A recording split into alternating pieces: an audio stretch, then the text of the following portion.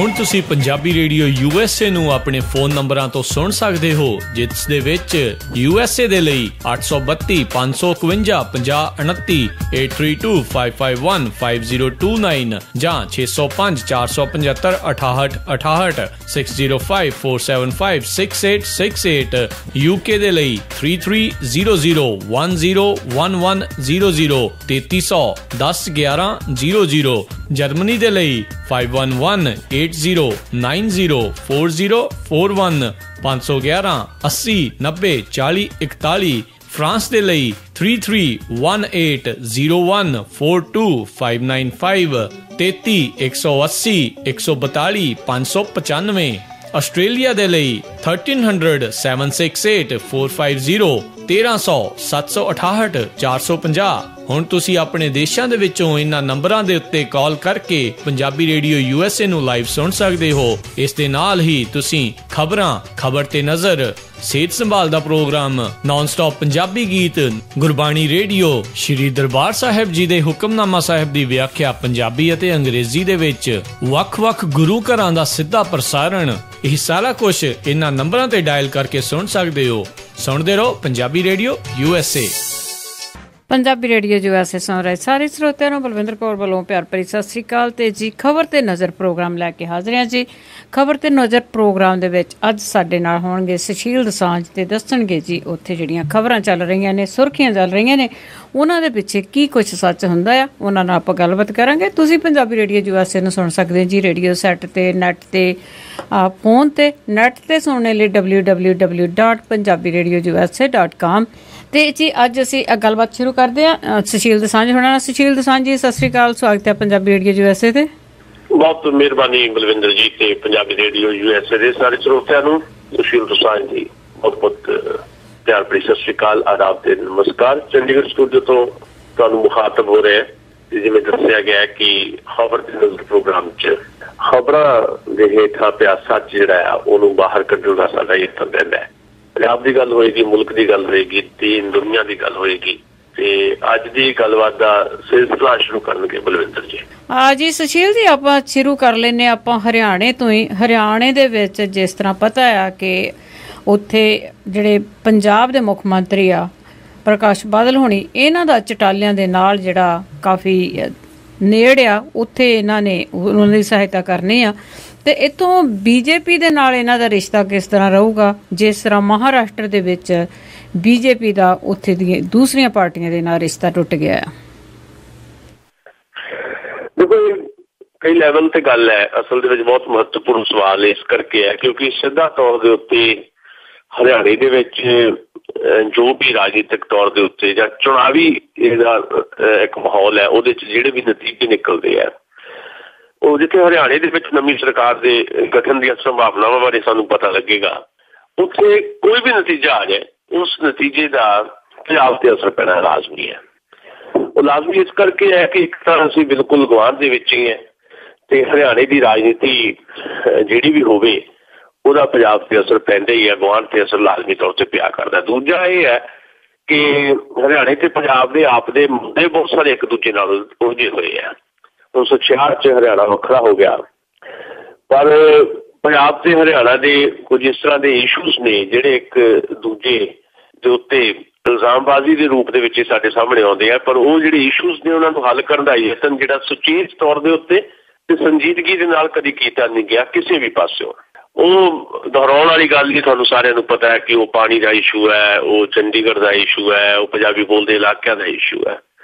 ਔਰ ਮਸਲਾ ਇਸ ਕਰਕੇ ਜਿਹੜਾ ਵੀ ਨਤੀਜਾ ਆਏਗਾ ਹਰਿਆਣੇ ਦੇ ਵਿੱਚ, ਉੱਥੇ ਸਰਕਾਰ ਕਿਸ ਕਿਸਮ ਦੀ ਬਣਦੀ ਹੈ ਜਾਂ ਉੱਥੇ ਕੋਈ ਹੰਗ ਅਸੈਂਬਲੀ ਹੋ ਜਾਂਦੀ ਹੈ, ਕੋਈ ਲੈ ਦੇ ਦੀ ਪੋਲੀਟਿਕਸ ਹੁੰਦੀ ਹੈ, ਜਿੱਥੇ ਤਾਂ ਫਿਰ ਆਪਾਂ ਚਰਚਾ ਕਰਾਂਗੇ। ਪਰ ਕੁਝ ਵੀ ਹੋਵੇ ਉਹਦਾ ਅਸਰ ਇਹਨਾਂ ਮੁੱਦਿਆਂ ਨੂੰ ਲੈ ਕੇ ਜ਼ਰੂਰ ਪੰਜਾਬ ਦੀ ਸਿਆਸਤ ਦੇ ਉੱਤੇ ਤੇ ਪੰਜਾਬ ਦੇ ਲੋਕਾਂ ਦੇ ਉੱਤੇ ਪੈਣਾ ਹੈ ਕਿ ਨਵੇਂ ਲੋਕ ਜਿਹੜੇ ਆ ਰਹੇ ਹਰਿਆਣੇ ਦੇ ਵਿੱਚ ਉਹਨਾਂ ਦਾ ਕਿਸ ਕਿਸਮ ਦਾ ਨਜ਼ਰੀਆ ਰਹਿੰਦਾ ਹੈ ਪੰਜਾਬ ਤੇ ਹਰਿਆਣਾ ਨਾਲ ਜੁੜੇ ਹੋਏ ਮੁੱਦਿਆਂ ਦੇ ਉੱਤੇ। ਹੁਣ ਜਿੱਥੇ ਤੱਕ ਸਰਦਾਰ ਪ੍ਰਕਾਸ਼ ਸਿੰਘ ਬਾਦਲ ਦੀ ਸ਼੍ਰੋਮਣੀ ਅਕਾਲੀ ਦਲ ਦਾ ਮਾਮਲਾ ਹੈ ਤੇ ਉੱਧਰੋਂ ਹਰਿਆਣੇ ਦੇ ਵਿੱਚ ਪੱਗਵਟ ਭਰਾ ਜਿਹੜੇ ਬਣੇ ਹੋਏ ਨੇ ਬਾਦਲ ਸਾਹਿਬ ਦੇ ਓਮ ਪ੍ਰਕਾਸ਼ ਚੌਟਾਲੇ ਦਾ ਮਾਮਲਾ ਹੈ, ਤਾਂ ਇਹਦੇ ਬਾਰੇ ਇਹਨਾਂ ਦਿਨਾਂ ਦੇ ਵਿੱਚ ਜਿਹੜੇ ਬਿਆਨ ਆਏ ਨੇ ਬੜੇ ਅਜੀਬ ਕਿਸਮ ਦੇ ਬਿਆਨ ਨੇ, ਖਾਸ ਤੌਰ ਤੇ ਬਾਦਲਾਂ ਵੱਲੋਂ ਜਿਹੜੇ ਆਏ ਨੇ ਉਹ ਬਿਆਨ ਜਿਹੜੇ ਆ ਕੁਝ ਚੀਰ-ਫਾੜ ਦੀ ਮੰਗ ਕਰਦੇ, ਉਹਦੇ ਤੇ ਗੱਲ ਕਰਨੀ ਚਾਹੀਦੀ ਹੈ। ਹੋਇਆ ਇਹ ਕਿ ਸੁਖਬੀਰ ਬਾਦਲ ਨੇ ਜੀਂਦ ਵਿੱਚ ਜਾ ਕੇ ਇੰਡੀਅਨ ਨੈਸ਼ਨਲ ਲੋਕ ਦਲ, ਜਿਹਨੂੰ ਇਨਾਲੋ ਕਹਿੰਦੇ ਆ, ਇੰਡੀਅਨ ਨੈਸ਼ਨਲ ਲੋਕ ਦਲ ਦੇ ਜਿਹੜੇ ਉਮੀਦਵਾਰ ਉਹਨਾਂ ਦੇ ਹੱਕ 'ਚ ਪ੍ਰਚਾਰ ਕੀਤਾ ਤੇ ਉੱਥੇ ਜਾ ਕੇ ਇਹ ਗੱਲ ਕਹੀ ਵੀ ਸਾਡਾ ਰਿਸ਼ਤਾ ਜਿਹੜਾ ਆ ਰਾਜਨੀਤਿਕ ਤੌਰ ਦੇ ਉੱਤੇ ਇੰਡੀਅਨ ਨੈਸ਼ਨਲ ਲੋਕ ਦਲ ਦੇ ਨਾਲ ਜਾਂ ਚੌਟਾਲਾ ਪਰਿਵਾਰ ਦੇ ਨਾਲ, ਉਹ ਰਿਸ਼ਤਾ ਜਿਹੜਾ ਆ ਕੋਈ ਸਿਧਾਂਤਕ ਰਿਸ਼ਤਾ ਨਹੀਂ ਹੈ। ਇਹ ਰਿਸ਼ਤਾ ਸਾਡਾ ਪਰਿਵਾਰ ਦਾ ਰਿਸ਼ਤਾ ਹੈ ਜੀ, ਤੇ ਅਸੀਂ ਪਰਿਵਾਰ ਇੱਕ ਦੂਜੇ ਦੀ ਮਦਦ ਕਰ ਰਹੇ। ਇੱਧਰ ਪੰਜਾਬ ਦੇ ਮੁੱਖ ਮੰਤਰੀ ਸਰਦਾਰ ਪ੍ਰਕਾਸ਼ ਸਿੰਘ ਬਾਦਲ ਨੇ ਪੰਜਾਬ 'ਚ ਗੱਲ ਕਹੀ ਵੀ ਸਾਡਾ ਰਿਸ਼ਤਾ ਜਿਹੜਾ ਆ ਹਰਿਆਣੇ ਦੇ ਵਿੱਚ ਚੌਟਾਲਿਆਂ ਦੇ ਨਾਲ ਉਹ ਪਿਆਰ ਦਾ ਰਿਸ਼ਤਾ ਹੈ। ਸੋ ਇਹ ਗੱਲ ਸੋਚਣ ਵਾਲੀ ਹੈ ਵੀ ਵੱਡੇ ਬਾਦਲ ਸਾਹਿਬ ਕਹਿੰਦੇ ਪਿਆਰ ਦਾ ਰਿਸ਼ਤਾ ਹੈ ਤੇ ਸੁਖਬੀਰ ਬਾਦਲ ਕਹਿੰਦੇ ਪਰਿਵਾਰ ਦਾ ਰਿਸ਼ਤਾ ਆ, ਤਾਂ ਫਿਰ ਰਾਜਨੀਤੀ ਕਿੱਥੇ ਹੈ ਜੀ? ਰਾਜਨੀਤੀ 'ਚ ਪਰਿਵਾਰ ਜਾਂ ਪਿਆਰ ਜਿਹੜਾ ਹੈ ਨਾ, ਇਹ ਬਿਨਾਂ ਕਿਸੇ ਰਾਜਨੀਤਿਕ ਸਾਂਝੀ ਜ਼ਮੀਨ ਦੇ ਹੁੰਦਿਆਂ ਜਿਹੜਾ ਆ ਉਹ ਪਰਖ ਨਹੀਂ ਸਕਦਾ। ਉਹਦੀ ਤਾਂ ਫਿਰ ਮੌਕਾ ਪ੍ਰਸਤੀ ਹੈ। ਜੇ ਪਰਿਵਾਰਕ ਰਿਸ਼ਤਾ ਜਿਹੜਾ ਉਹ ਕਦੇ ਨਹੀਂ ਟੁੱਟ ਸਕਦਾ, ਜਿਹੜਾ ਦਾਅਵਾ ਸੁਖਬੀਰ ਸਿੰਘ ਬਾਦਲ ਨੇ ਕੀਤਾ, ਤੇ ਫਿਰ ਪਰਿਵਾਰ ਤਾਂ ਉਹਨਾਂ ਦਾ ਮਨਪ੍ਰੀਤ ਬਾਦਲ ਸੀ, ਉਹ ਤਾਂ ਟੁੱਟ ਗਿਆ। ਪਰਿਵਾਰ ਨੇ ਅਲਟੀਮੇਟਲੀ ਬਦਲਦੇ ਹੋਏ ਵਕਤਾਂ ਦੇ ਵਿੱਚ ਕਿਸੇ ਵੀ ਲੈਵਲ ਤੇ ਤੁਸੀਂ ਇਹਨੂੰ ਲਾਗੂ ਕਰ ਸਕਦੇ ਹੋ, ਰਾਜਨੀਤੀ ਆਪਣੀ ਥਾਂ ਦੇ ਉੱਤੇ ਹੈ।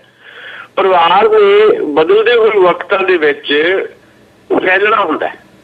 ਫੈਲਣ ਤੋਂ ਭਾਵ ਇਹ ਵੀ ਕਈ ਪਰਿਵਾਰਾਂ ਨੇ ਤਾਂ ਆਪਣੀਆਂ ਬ੍ਰਾਂਚਿਸ ਬਣਾਉਣੀਆਂ ਹੁੰਦੀਆਂ, ਪਰਿਵਾਰ ਵੱਧਦੇ ਨੇ, ਫੁੱਲਦੇ ਨੇ, ਉਹਨਾਂ ਦੀ ਨਵੀਂ ਜਨਰੇਸ਼ਨ ਆ ਜਾਂਦੀ ਹੈ, ਉਹਨਾਂ ਨੇ ਆਪਣੇ ਤਰੀਕੇ ਦੇ ਨਾਲ ਆਪਣੇ ਆਪਣੇ ਥਾਵਾਂ ਤੇ ਜਾਣਾ ਹੁੰਦਾ। ਪਰਿਵਾਰ ਇੱਕ ਨਹੀਂ ਰਹਿੰਦਾ ਕਦੀ ਵੀ। ਖਾਸ ਤੌਰ ਤੇ ਅੱਜ ਦੇ ਜ਼ਮਾਨੇ ਦੇ ਵਿੱਚ ਤਾਂ ਏਕਲ ਪਰਿਵਾਰ ਹੈ, ਜਿਹੜੇ ਸਾਂਝੇ ਪਰਿਵਾਰ ਆ ਖਤਮ ਹੋ ਰਹੇ। ਜੇ ਮੈਂ ਸਮਾਜਿਕ ਤੌਰ ਦੇ ਉੱਤੇ ਵੀ ਗੱਲ ਕਰਾਂ, ਜਿਹੜੇ ਸਾਂਝੇ ਪਰਿਵਾਰ ਆ ਉਹ ਖਤਮ ਹੋ ਰਹੇ ਆ। ਮਤਲਬ ਜਿਹੜਾ ਅੱਜ ਦਾ ਦੌਰ ਹੈ, 21ਵੀਂ ਸਦੀ ਦਾ ਦੌਰ ਹੈ, ਪਿੰਡਾਂ ਦੇ ਵਿੱਚ ਵੀ ਜਿਹੜਾ ਪਰਿਵਾਰ ਦਾ ਸਭ ਤੋਂ ਵਧੀਆ ਇਕਾਈ ਹੈ, ਮੁੱਢ ਹੈ ਜਿਹੜਾ ਪਰਿਵਾਰ ਦਾ, ਸਾਂਝੇ ਪਰਿਵਾਰ ਦਾ, ਪਿੰਡਾਂ ਦੇ ਵਿੱਚ ਵੀ ਸਾਂਝੇ ਪਰਿਵਾਰ ਟੁੱਟ ਰਹੇ ਆ। ਪਰਿਵਾਰ ਜਿਹੜਾ ਟੁੱਟਣਾ ਤੇ ਇਹਦੀ ਮਿਸਾਲ ਗੁਰਦਾਸ ਬਾਦਲ ਤੇ ਸਰਦਾਰ ਪ੍ਰਕਾਸ਼ ਸਿੰਘ ਬਾਦਲ ਹੈ। ਅੱਜ ਦਾਸ ਤੇ ਪਾਸ਼ ਦੀ ਜੋੜੀ ਜਿਹੜੀ ਬੜੀ ਮਸ਼ਹੂਰ ਹੁੰਦੀ ਸੀ, ਉਹ ਕਦੇ ਮਿਲਦੇ ਆ ਤੇ ਉਹ ਜਿੱਦਣ ਮਿਲਦੇ ਆ ਸੁਰਖੀ ਬਣ ਜਾਂਦੀ ਹੈ। ਬਾਦਲ ਸਾਹਿਬ ਜਿਹੜੇ ਆਪਣੇ ਛੋਟੇ ਭਰਾ ਗੁਰਦਾਸ ਬਾਦਲ ਨੂੰ ਮਿਲੇ, ਪਰਿਵਾਰ ਤਾਂ ਟੁੱਟ ਗਿਆ ਜੀ। ਸੋ ਪਰਿਵਾਰ ਕਾਇਮ ਨਹੀਂ ਰਹਿਣਾ। ਚੌਟਾਲਿਆਂ ਦੇ ਨਾਲ ਪਰਿਵਾਰ ਦੀ ਸਾਂਝ ਕਹਿ ਕੇ ਰਾਜਨੀਤੀ ਨੂੰ ਪਿੱਛੇ ਨਹੀਂ ਸਿੱਟਿਆ ਜਾ ਸਕਦਾ। ਰਾਜਨੀਤੀ ਉੱਤੇ ਮੌਕਾ ਪ੍ਰਸਤੀ ਦੀ ਹੋ ਰਹੀ ਹੈ, ਬਾਦਲਾਂ ਵੱਲੋਂ ਵੀ ਤੇ ਚੌਟਾਲਿਆਂ ਵੱਲੋਂ ਵੀ। ਦੂਜੀ ਗੱਲ ਪਿਆਰ ਦੇ ਮਾਮਲੇ ਦੇ ਵਿੱਚ ਵੀ ਇਹੀ ਹੈ ਕਿ ਪਿਆਰ ਜਿਹੜਾ ਹੈ ਉਹ ਸਹੀ ਨਹੀਂ ਹੁੰਦਾ। ਪਿਆਰ ਦੇ ਵਿੱਚ ਹੌਲੀ ਹੌਲੀ ਤੁਸੀਂ ਦੇਖੋ, ਜਦੋਂ ਮੈਂ ਨਾਲ ਦੀ ਨਾਲ ਗੱਲ ਨੂੰ ਲਾਗੂ ਇੱਥੇ ਕਰਨਾ ਚਾਹੁੰਦਾ ਵੀ ਤੁਸੀਂ ਰਾਜਨੀਤੀ ਤੋਂ ਬਾਹਰ ਕੱਢ ਕੇ ਤੁਸੀਂ ਜਿਹੜੇ ਤੁਹਾਡੇ ਪਰਿਵਾਰਕ ਜਾਂ ਕਹਿ ਲਓ ਵੀ ਸਮਾਜਿਕ ਰਿਸ਼ਤੇ ਉਹਨਾਂ ਤੇ ਲਾਗੂ ਕਰਕੇ ਦੇਖੋ। ਪਿਆਰ ਜਿਹੜਾ ਸਦੀਵੀ ਨਹੀਂ ਹੁੰਦਾ। ਕਿਸੇ ਇੱਕ ਨਾਲ ਪਿਆਰ ਲਗਾਤਾਰਤਾ ਦੇ ਨਾਲ ਨਹੀਂ ਨਿਭ ਸਕਦਾ। ਈਵਨ ਪਤੀ ਪਤਨੀ ਦਾ ਜਿਹੜਾ ਪਿਆਰ ਹੈ, ਵਾਈਫ ਹਸਬੈਂਡ ਦਾ ਪਿਆਰ ਵੀ ਜਿਹੜਾ ਥੋੜੀ ਦੇਰ ਬਾਅਦ 2-4-5 ਸਾਲਾਂ ਬਾਅਦ ਉਹ ਲੈਣ ਦੇਣ ਦੇ ਰਿਸ਼ਤਿਆਂ ਦੇ ਵਿੱਚ ਆ ਜਾਂਦਾ ਹੈ ਵੀ ਮੈਂ ਆਪਣੇ ਪਤੀ ਤੋਂ ਜਿਹੜਾ ਕੀ ਹਾਸਲ ਕਰਨਾ, ਪਤੀ ਨੇ ਸੋਚਣਾ ਮੈਂ ਪਤਨੀ ਤੋਂ ਕੀ ਹਾਸਲ ਕਰਨਾ। ਉੱਥੇ ਵੀ ਪਿਆਰ ਉਸ ਕਿਸਮ ਦਾ ਨਹੀਂ ਰਹਿੰਦਾ। ਪਿਆਰ ਪਦਾਰਥਕ ਹੋ ਜਾਂਦਾ ਹੈ। ਪਿਆਰ ਮਟੀਰੀਅਲ ਹੈ ਅਸਲ ਦੇ ਵਿੱਚ। ਪਿਆਰ ਜਿਹੜਾ ਹੈ ਰੂਹਾਨੀ ਵਾਲੀ ਗੱਲ ਖਤਮ ਹੋ ਗਈ ਹੈ। ਜਿਹੜੀ ਰੂਹਾਨੀਅਤ ਵਾਲਾ ਮਸਲਾ ਹੁੰਦਾ ਖਤਮ ਹੋ ਗਿਆ। ਇਹੀ ਗੱਲ ਲਾਗੂ ਹੁੰਦੀ ਹੈ ਜਾ ਕੇ ਰਾਜਨੀਤੀ ਦੇ ਉੱਤੇ। ਸੋ ਰਾਜਨੀਤੀ ਦੇ ਵਿੱਚ ਪਿਆਰ ਕੋਈ ਮਹੱਤਵ ਨਹੀਂ ਰੱਖਦਾ, ਰਾਜਨੀਤੀ ਦੇ ਵਿੱਚ ਪਰਿਵਾਰ ਕੋਈ ਮਹੱਤਵ ਨਹੀਂ ਰੱਖਦਾ।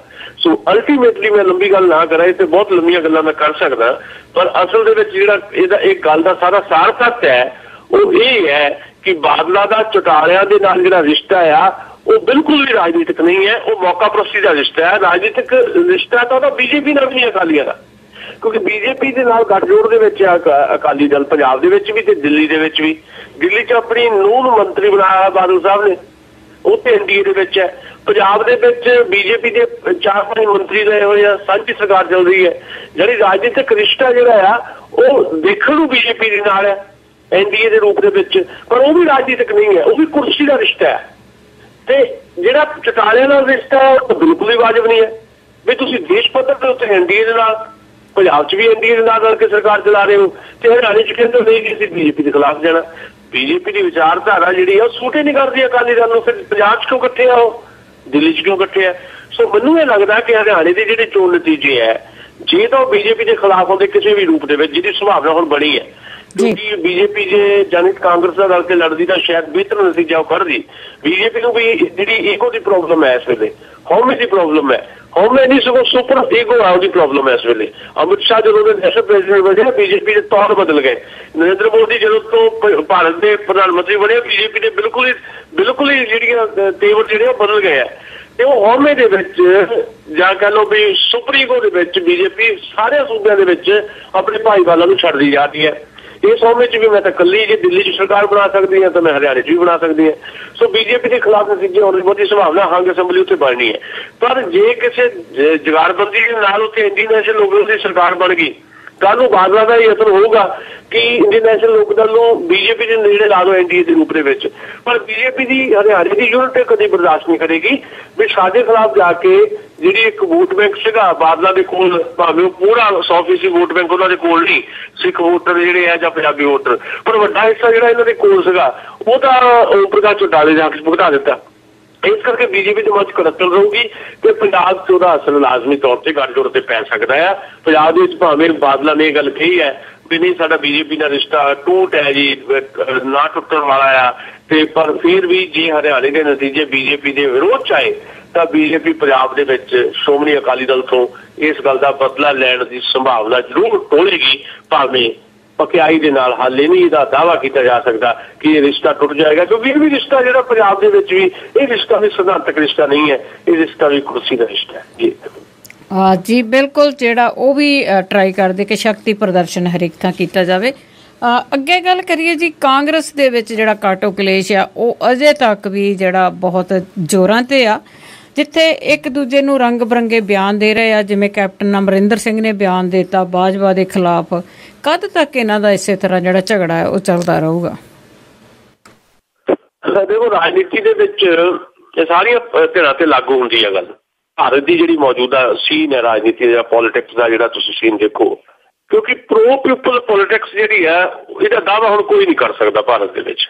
ਜਿਹਨਾਂ ਨੇ ਪ੍ਰੋ ਪੀਪਲ ਪੋਲੀਟਿਕਸ ਕਰਨ ਦਾ ਯਤਨ ਕੀਤਾ ਉਹ ਅੱਜ ਇਰਰੈਲੇਵੈਂਟ ਹੋ ਗਏ ਆ। ਉਹਦੇ ਕਾਰਨ ਹੈ, ਉਹਦੀ ਖੋਜ ਪੜਤਾਲ ਅਸੀਂ ਪਹਿਲਾਂ ਵੀ ਕਰਦੇ ਰਹੇ, ਗਾਂਹ ਵੀ ਕਰਾਂਗੇ ਜਦੋਂ ਕਿਤੇ ਮੁੱਦਾ ਆਏਗਾ। ਪਰ ਅੱਜ ਦੀ ਮੌਜੂਦਾ ਪ੍ਰਸਥਿਤੀ ਦੇ ਵਿੱਚ ਭਾਰਤ ਦੇ ਵਿੱਚ ਜਿਹੜੀਆਂ ਮੁੱਖ ਧਾਰਾ ਦੀਆਂ ਪਾਰਟੀਆਂ ਆਪਣੇ ਆਪ ਨੂੰ ਦਾਅਵਾ ਕਰਦੀਆਂ ਕਿਸੇ ਮੁੱਖ ਧਾਰਾ ਦੀਆਂ ਪਾਰਟੀਆਂ, ਕਿਉਂਕਿ ਉਹਨਾਂ ਦਾ ਏਜੰਡਾ ਜਿਹੜਾ ਆ ਉਹ ਲੋਕ ਮੁਖੀ ਨਹੀਂ ਹੈ। ਉਹਨਾਂ ਦੇ ਜਿਹੜੇ ਦਸਤਾਵੇਜ਼ ਹੈ ਜਾਂ ਉਹਨਾਂ ਦੇ ਡਾਕੂਮੈਂਟਸ ਹੈਗੇ ਆ ਪਾਰਟੀ ਪ੍ਰੋਗਰਾਮਾਂ ਦੇ, ਉਹਨਾਂ 'ਚ ਕਿਤੇ ਕਾਗਜ਼ਾਂ 'ਚ ਇਹ ਗੱਲ ਆ ਸਕਦੀ ਹੈ ਕਿ ਸ਼ਾਇਦ ਉਹ ਪ੍ਰੋ ਪੀਪਲ ਨੇ, ਪਰ ਅਮਲੀ ਰੂਪ ਦੇ ਵਿੱਚ ਕੋਈ ਵੀ ਅੱਜ ਦੀ ਮੌਜੂਦਾ ਸਥਿਤੀ ਦੇ ਵਿੱਚ ਭਾਰਤ ਦੇ ਵਿੱਚ ਕੋਈ ਵੀ ਧਿਰ ਜਿਹੜੀ ਹੈ ਜਿਹੜੀ ਹੁਕੂਮਤ ਕਰ ਰਹੀ ਹੈ ਜਾਂ ਹੁਕੂਮਤ 'ਚ ਪਹਿਲਾਂ ਰਹੀ ਹੈ, ਉਹਨਾਂ ਦਾ ਖਾਸਾ ਜਿਹੜਾ ਆ ਉਹ ਲੋਕ ਮੁਖੀ ਨਹੀਂ ਹੈ। ਜਦੋਂ ਤੁਹਾਡਾ ਖਾਸਾ ਲੋਕ ਮੁਖੀ ਨਾ ਰਹੇ ਤੇ ਤੁਸੀਂ ਸਿਧਾਂਤ ਜਿਹੜੇ ਆ ਤੁਹਾਡੇ ਵਾਸਤੇ ਜਿਹੜੇ ਆ ਪ੍ਰਿੰਸੀਪਲ ਜਿਹੜੇ ਆ ਉਹ ਗੌਣ ਹੋ ਜਾਣ, ਯਾਨੀ ਉਹ ਨਿਗੂੜੇ ਹੋ ਜਾਣ, ਤੁਹਾਡੇ ਵਾਸਤੇ ਜਿਹੜੀ ਹੈ ਹੁਕੂਮਤ ਜਿਹੜੀ ਉਹ ਅਹਿਮ ਹੋ ਜਾਏ। ਸੱਤਾ ਜਿਹੜੀ ਹੈ ਅਸਲ ਦੇ ਵਿੱਚ ਸਿਆਸਤ ਜਿਹੜੀ ਹੈ ਉਹ ਮਸਲਿਆਂ ਦੇ ਸਿਰ ਤੇ ਹੀ ਸੱਤਾ ਚਾਹੁੰਦੀ ਹੈ। ਸਿਆਸਤ ਪਹਿਲਾਂ ਮਸਲੇ ਪੈਦਾ ਕਰਦੀ ਹੈ। ਨਰਿੰਦਰ ਮੋਦੀ ਦੀ ਕੋਈ ਸਰਕਾਰ ਬਣੀ ਹੈ, ਮਤਲਬ ਜਦ ਤੋਂ ਸਰਕਾਰ ਬਣੀ ਹੈ ਛੋਟੇ ਮੋਟੇ ਜਿਹੜੇ ਹੈ 700 ਦੰਗੇ ਭਾਰਤ ਦੇ ਵਿੱਚ ਹੋ ਚੁੱਕੇ ਜਿਹਦੀ ਰਿਪੋਰਟ ਵੀ ਨਹੀਂ ਹੁੰਦੀ ਕਿਤੇ ਦਰਜ। ਮਸਲੇ ਪੈਦਾ ਕੀਤੇ ਜਾਂਦੇ ਆ, ਮਸਲੇ ਪੈਦਾ ਕਰਕੇ ਮਸਲਿਆਂ ਤੇ ਪੋਲੀਟਿਕਸ ਕਰਕੇ ਲੋਕ ਹੁਕੂਮਤ ਤੇ ਆਉਂਦੇ ਆ। ਇਹੀ ਹੁੰਦਾ ਭਾਰਤ ਦੇ ਵਿੱਚ ਪਿਛਲੇ 40 ਸਾਲਾਂ ਤੋਂ। ਪੰਜਾਬ ਦੇ ਵਿੱਚ ਫਿਰ ਇਸ ਤਰ੍ਹਾਂ ਦੀਆਂ ਜਿਹੜੀਆਂ ਸਿਚੁਏਸ਼ਨ ਨੈਸ਼ਨਲ ਲੈਵਲ ਤੇ ਵੀ ਤੇ ਵੱਖ-ਵੱਖ ਸੂਬਿਆਂ ਦੇ ਵਿੱਚ ਵੀ ਤੇ ਪੰਜਾਬ ਦੇ ਵਿੱਚ ਵੀ ਪੰਜਾਬ ਕੋਈ ਅਪਵਾਦ ਨਹੀਂ ਹੈ। ਪੰਜਾਬ ਦੇ ਵਿੱਚ ਵੀ ਜਿਹੜੀਆਂ ਫਿਰ ਪਾਰਟੀਆਂ ਇਹਨਾਂ ਦੇ ਵਿੱਚ ਜਿਹੜੀ ਲੀਡਰਸ਼ਿਪ ਦਾ ਸੰਕਟ ਬਣਿਆ ਰਹਿੰਦਾ, ਕਿਉਂਕਿ ਸਿਧਾਂਤਕ ਤੌਰ ਦੇ ਉੱਤੇ ਬੜੇ ਵੀਕ ਨੇ ਲੋਕ। ਇਹ ਜਿਹਨਾਂ ਪਾਰਟੀਆਂ ਦੇ ਵਿੱਚ ਸਿਧਾਂਤਕ ਏਕਤਾ ਹੁੰਦੀ ਹੈ ਜਾਂ ਵਿਚਾਰਕ ਜਿਹੜੀ ਜ਼ਮੀਨ ਪੱਕੀ ਹੁੰਦੀ ਹੈ, ਜਿਹੜੇ ਥੱਲੇ ਤੁਰ ਕੇ ਉੱਪਰ ਤੱਕ ਆਉਂਦੇ ਕੁੰਦਨ ਬਣਦੇ ਆ ਇੱਕ ਆਈਡੀਓਲੋਜੀ ਦੇ ਵਿੱਚ, ਉਹਨਾਂ 'ਚ ਇਹ ਇਸ ਤਰ੍ਹਾਂ ਦੀਆਂ ਮੁਸ਼ਕਲਾਂ ਘੱਟ ਦਿਖਾਈ ਦਿੰਦੀਆਂ। ਪਰ ਜਿਹਨਾਂ ਦੀ ਆਈਡੀਓਲੋਜੀ ਜਿਹੜੀ ਖਤਮ ਹੋ ਜਾਂਦੀ ਹੈ, ਆਈਡੀਓਲੋਜੀ ਸੈਕੰਡਰੀ ਹੋ ਜਾਂਦੀ ਹੈ ਤੇ ਜਿਹੜੇ ਮੁਫਾਦ ਹੈ ਉਹ ਜਿਹੜੇ ਆ ਉਹ ਪ੍ਰਾਇਮਰੀ ਹੋ ਜਾਂਦੇ ਆ। ਉਹ ਪਾਰਟੀਆਂ ਦੇ ਵਿੱਚ ਫਿਰ ਲੀਡਰਸ਼ਿਪ ਦਾ ਸੰਕਟ ਪੈਦਾ ਹੁੰਦਾ। ਤੇ ਕਾਂਗਰਸ ਪਾਰਟੀ ਕਿਉਂਕਿ ਨੈਸ਼ਨਲ ਲੈਵਲ ਦੇ ਉੱਤੇ ਵੀ ਇਸ ਸੰਕਟ ਤੋਂ ਦੋ ਚਾਰ ਹੋ ਰਹੀ ਹੈ, ਲੀਡਰਸ਼ਿਪ ਦੇ ਸੰਕਟ ਤੋਂ, ਉਹ ਸੂਬਿਆਂ 'ਚ ਵੀ ਹੋ ਰਹੀ ਹੈ ਤੇ ਪੰਜਾਬ 'ਚ ਵੀ ਹੋ ਰਹੀ ਹੈ। ਪੰਜਾਬ ਦੇ ਵਿੱਚ ਹੁਣ ਕੈਪਟਨ ਅਮਰਿੰਦਰ ਸਿੰਘ ਨੇ ਕਦੇ ਬਰਦਾਸ਼ਤ ਨਹੀਂ ਕੀਤਾ ਕਿ ਪ੍ਰਤਾਪ ਸਿੰਘ ਬਾਜਵਾ ਪੰਜਾਬ ਕਾਂਗਰਸ ਦੀ ਬਾਗਡੋਰ ਜਿਹਨਾਂ ਨੂੰ ਦਿੱਤੀ ਗਈ ਹੈ ਉਹ ਬਾਗਡੋਰ ਉਹੀ ਸਾਂਭੀ ਰੱਖਣ। ਕੈਪਟਨ ਅਮਰਿੰਦਰ ਦਾ ਯਤਨ ਰਿਹਾ ਤੇ ਉਹ ਯਤਨ ਦੇ ਵਿੱਚ ਉਹਨਾਂ ਨੇ ਆਪਣੇ ਯਤਨਾਂ ਦੇ ਵਿੱਚ ਉਹਨਾਂ ਨੇ ਬਹੁਤ ਸਾਰੇ ਲੋਕਾਂ ਨੂੰ ਇਨਵੋਲਵ ਕੀਤਾ। ਬਹੁਤ ਦੂਰ ਨਹੀਂ ਜਾਂਦੇ। ਪਾਰਲੀਮੈਂਟ ਦੀ ਜਿਹੜੀ ਇਲੈਕਸ਼ਨ ਹੋਈ ਆ ਅੰਮ੍ਰਿਤਸਰ ਦੇ ਵਿੱਚ, ਜਿੱਦਾਂ ਸਾਰੀ ਕਾਂਗਰਸ ਪਾਰਟੀ ਆਪਣੇ ਦੁਆਲੇ ਕੇਂਦਰਿਤ ਕੀਤੀ ਪੰਜਾਬ ਦੀ ਕੈਪਟਨ ਨੇ। ਉਸ ਤੋਂ ਬਾਅਦ ਬੀਬੀ ਪ੍ਰਨੀਤ ਕੌਰ ਦੀ ਜਿਹੜੀ ਜ਼ਿਮਨੀ ਚੋਣ ਹੋਈ ਪਟਿਆਲੇ ਚੋਂ, ਤੇ ਸਾਰੀ ਕਾਂਗਰਸ ਪਾਰਟੀ ਆਪਣੇ ਆਲੇ ਦੁਆਲੇ ਲਪੇਟੀ। ਤੇ ਹੋਰ ਵੀ ਜਿੰਨੇ ਵੀ ਕੋਈ ਪ੍ਰੋਗਰਾਮ ਇਸ ਕਿਸਮ ਦੇ ਜਿਹੜੇ ਡਿਜ਼ਾਈਨ ਕੀਤੇ ਗਏ ਪੰਜਾਬ ਦੀ ਕਾਂਗਰਸ ਪਾਰਟੀ ਵੱਲੋਂ, ਉਹਦੀ ਜਿਹੜੀ ਜ਼ਿੰਮੇਵਾਰੀ ਤਾਂ ਚਾਹੀਦੀ ਸੀ ਪ੍ਰਤਾਪ ਸਿੰਘ ਬਾਜਵਾ ਦੀ, ਕਿਉਂਕਿ ਉਹ ਪ੍ਰਧਾਨ ਨੇ, ਪਰ ਜ਼ਿੰਮੇਵਾਰੀ ਮੁੱਖ ਤੌਰ ਦੇ ਉੱਤੇ ਕੈਪਟਨ ਅਮਰਿੰਦਰ ਨੇ ਹਥਿਆ ਲਈ। ਤੇ ਅੱਜ ਪੰਜਾਬ ਕਾਂਗਰਸ ਦੇ ਪ੍ਰੈਜ਼ੀਡੈਂਟ ਹੋਣ ਦੇ ਬਾਵਜੂਦ ਪ੍ਰਤਾਪ ਸਿੰਘ ਬਾਜਵਾ ਦਾ ਪੰਜਾਬ ਕਾਂਗਰਸ ਦੇ ਵਿੱਚ ਉਹ ਜਨਤਕ ਤੌਰ ਦੇ ਉੱਤੇ ਵੀ ਆਧਾਰ ਨਹੀਂ ਹੈ, ਜਾਂ ਉਹ ਸਰਦਾਰੀ ਨਹੀਂ ਹੈ ਜਿਹੜੀ ਇੱਕ ਪ੍ਰਧਾਨ ਦੇ ਤੌਰ ਤੇ ਹੋਣੀ ਚਾਹੀਦੀ ਹੈ। ਇਸੇ ਕਰਕੇ ਜਦੋਂ ਬੀਬੀ ਪ੍ਰਨੀਤ ਕੌਰ ਨੂੰ ਸਹੁੰ ਚੁਕਾਈ ਜਾਂਦੀ ਹੈ ਜ਼ਿਮਨੀ ਚੋਣ 'ਚ ਜਿੱਤਣ ਤੋਂ ਬਾਅਦ, ਹੁਣ ਪਰਸੋਂ ਜਿਹੜੀ ਸਹੁੰ ਚੁਕਾਈ ਗਈ ਹੈ, ਉਹਦੇ 'ਚ ਸਾਰੇ ਵਿਧਾਇਕ ਜਿਹੜੇ ਬੁਲਾਏ ਗਏ ਸੀ, 42 ਤੋਂ 36 MLA ਜਿਹੜੇ ਕਾਂਗਰਸ ਦੇ ਜਿੱਤੇ ਹੋਏ ਪਹੁੰਚੇ, 45 ਜਿਹੜੇ ਐਕਸ MLA ਆ ਕਾਂਗਰਸ ਦੇ ਉਹ ਪਹੁੰਚੇ। ਕੈਪਟਨ ਅਮਰਿੰਦਰ ਨੇ ਦਾਅਵਾ ਇਹ ਕੀਤਾ ਕਿ ਇਹ ਸੁਨੀਲ ਜਾਖੜ ਨੇ ਆਰਗੇਨਾਈਜ਼ ਕੀਤਾ ਸੀ ਲੰਚ ਬੀਬੀ ਪ੍ਰਨੀਤ ਕੌਰ ਦੀ ਸਹੁੰ ਚੱਕ ਸਮਾਗਮ ਤੋਂ ਬਾਅਦ। ਇਸ ਕਰਕੇ ਮੈਂ ਸਪੈਸ਼ਲੀ ਸੁਨੀਲ ਜਾਖੜ ਨੂੰ ਇਹ ਬੇਨਤੀ ਕੀਤੀ ਮੈਂ ਆਪਣੇ ਕੋਈ ਫਰੈਂਡਸ ਬੁਲਾਉਣੇ ਹੈ, ਤੇ ਉਹਨਾਂ ਨੇ ਮੈਨੂੰ ਆਗੇ ਦਿੱਤੀ ਤੇ ਮੈਂ ਆਪਣੇ ਕੋਈ ਦੋਸਤ ਬੁਲਾਏ। ਤੇ ਕੈਪਟਨ ਨੇ ਨਾਲ ਇਹ ਵੀ ਕਹਿ ਦਿੱਤਾ ਕਿ ਕਿਉਂਕਿ ਪ੍ਰਤਾਪ ਸਿੰਘ ਬਾਜਵਾ ਮੇਰੇ ਦੋਸਤ ਨਹੀਂ ਹੈ, ਪ੍ਰਤਾਪ ਸਿੰਘ ਬਾਜਵਾ ਮੇਰੇ ਹਮਾਇਤੀ ਵੀ ਨਹੀਂ ਹੈ, ਪ੍ਰਤਾਪ ਸਿੰਘ ਬਾਜਵਾ MLA ਵੀ ਨਹੀਂ ਹੈ, ਇਸ ਕਰਕੇ ਉਹਨਾਂ ਨੂੰ ਬੁਲਾਉਣ ਦੀ ਕੋਈ ਤੁਕ ਨਹੀਂ ਸੀ। ਸੁਨੀਲ ਜਾਖੜ ਨੇ ਵੀ ਇਹ ਗੱਲ ਦੁਹਰਾਈ ਤੇ ਪ੍ਰਨੀਤ ਕੌਰ ਨੇ ਇਹ ਗੱਲ ਕਹੀ ਹੈ ਕਿ ਜਿਹਨਾਂ ਲੋਕਾਂ ਨੇ ਮੇਰੇ ਜਿੱਤਣ 'ਚ ਮਦਦ ਕੀਤੀ ਉਹ ਲੋਕ ਬੁਲਾਏ ਗਏ ਸੀ। ਅਲਟੀਮੇਟਲੀ ਇਹ ਨਿਕਲਿਆ ਇਹਦੇ ਵਿੱਚੋਂ ਵੀ ਪ੍ਰਤਾਪ ਸਿੰਘ ਬਾਜਵਾ ਜਿਹੜੇ ਉਹਨਾਂ ਨੇ ਵੱਖਰੀ ਮੀਟਿੰਗ ਕੀਤੀ, ਉਸ ਮੀਟਿੰਗ 'ਚ 5-6 MLA ਆਏ, ਬਹੁਤੇ MLA ਜਿਹੜੇ 42 ਤੋਂ 36 MLA ਕੈਪਟਨ ਦੇ ਕੈਂਪ 'ਚ ਦਿਖਾਈ ਦਿੱਤੇ, ਬੀਬੀ ਰਜਿੰਦਰ ਕੌਰ ਭੱਠਲ ਸਮੇਤ। ਇਹਦੇ ਤੋਂ ਇਹ ਨਿਕਲਦਾ ਹੈ ਕਿ ਪੰਜਾਬ ਦੇ ਵਿੱਚ ਕਾਂਗਰਸ ਦੀ ਪ੍ਰਧਾਨਗੀ ਦਾ ਜਿਹੜਾ ਇਸ਼ੂ ਹੈ ਇਹ ਆਉਣ ਵਾਲੇ ਦਿਨਾਂ ਦੇ ਵਿੱਚ ਬਹੁਤ ਗੰਭੀਰ ਰੁਖ ਅਖਤਿਆਰ ਕਰ ਸਕਦਾ ਹੈ। ਜੇ ਤਾਂ ਪ੍ਰਤਾਪ ਸਿੰਘ ਬਾਜਵਾ ਆਪ ਹੀ ਪੈਰ ਪਿੱਛੇ ਖਿੱਚ ਕੇ ਲੈ ਗਏ ਫਿਰ ਮਸਲਾ ਹੋ ਰਿਹਾ, ਨਹੀਂ ਤਾਂ ਕੈਪਟਨ ਅਮਰਿੰਦਰ ਸਿੰਘ ਦਾ ਮੋਰਚਾ ਹੁਣ ਖੁੱਲਣ ਵਾਲਾ ਹੈ ਪ੍ਰਤਾਪ ਸਿੰਘ ਬਾਜਵਾ ਦੇ ਖਿਲਾਫ ਸਿੱਧੇ ਤੌਰ ਦੇ ਉੱਤੇ, ਤੇ ਹਾਈਕਮਾਂਡ ਤੋਂ ਕੋਈ ਨਾ ਕੋਈ ਇਸ਼ਾਰਾ ਸ਼ਾਇਦ ਮਿਲ ਚੁੱਕਾ ਹੈ ਕੈਪਟਨ ਅਮਰਿੰਦਰ ਨੂੰ, ਜਿਹਦੇ ਕਰਕੇ ਕੈਪਟਨ ਅਮਰਿੰਦਰ ਨੇ ਇਹ ਪਾਰਟੀ ਜਿਹੜੀ ਹੈ ਸੁਨੀਲ ਜਾਖੜ ਰਾਹੀਂ ਆਰਗੇਨਾਈਜ਼ ਕਰਵਾਈ ਹੈ। ਤੇ ਉਸ ਪਾਰਟੀ ਦੇ ਵਿੱਚ 36 MLA ਜਿਹੜੇ ਮੌਜੂਦ ਹੈ ਤੇ 45 ਐਕਸ MLA ਬੁਲਾਏ ਆ, ਸਾਰੇ ਜ਼ਿਲ੍ਹਿਆਂ ਦੇ ਪ੍ਰਧਾਨ ਬੁਲਾਏ, 4 ਜ਼ਿਲ੍ਹਿਆਂ ਨੂੰ ਛੱਡ ਕੇ ਸਾਰੇ ਜ਼ਿਲ੍ਹਾ ਪ੍ਰਧਾਨ ਆ ਗਏ। ਤੇ ਉਹਨੇ ਇੱਕ ਸ਼ੋਅ ਕੀਤਾ ਵੀ ਮੈਂ ਪੰਜਾਬ ਦਾ ਕਾਂਗਰਸ ਦਾ ਸਭ ਤੋਂ ਤਾਕਤਵਰ ਆਗੂ, ਤੇ ਇਹ ਗੱਲ ਸੱਚੀ ਵੀ ਹੈ। ਇਸ ਕਰਕੇ ਪ੍ਰਤਾਪ ਸਿੰਘ ਬਾਜਵਾ ਜਿਹੜੇ ਆ ਹੁਣ ਬੈਕਫੁੱਟ ਤੇ ਹੈ, ਤੇ ਆਉਣ ਵਾਲੇ ਦਿਨਾਂ ਦੇ ਵਿੱਚ ਪ੍ਰਤਾਪ ਸਿੰਘ ਬਾਜਵਾ ਬਹੁਤੀ ਦੇਰ ਤੱਕ ਆਪਣੀ ਪ੍ਰਧਾਨਗੀ ਪੰਜਾਬ ਕਾਂਗਰਸ ਦੀ ਜਿਹੜੀ ਹੈ ਉਹ ਬਚਾ ਨਹੀਂ ਸਕਣਗੇ, ਇਹੀ ਸੰਭਾਵਨਾ ਦਿਖਾਈ ਦੇ ਰਹੀ ਹੈ ਜੀ। ਤੇ ਅੱਗੇ ਚੱਲਦੇ ਜੀ, ਕਾਂਗਰਸ ਦੀ ਗੱਲ ਕਰੀਏ, ਜਿਵੇਂ ਮਨਪ੍ਰੀਤ ਬਾਦਲ ਆ, ਉਸਨੇ ਪਹਿਲੀਆਂ ਚੋਣਾਂ ਆ ਜਿਹੜੀਆਂ ਉਹ ਲੜੀਆਂ ਸੀ ਕਾਂਗਰਸ ਦੇ ਨਾਲ ਰਲ ਕੇ ਨਹੀਂ ਜੀ, ਉਹਨਾਂ ਦਾ ਮੈਂਬਰ ਬਣ ਕੇ ਉਹਨੇ ਲੜੀਆਂ ਸੀਗੀਆਂ।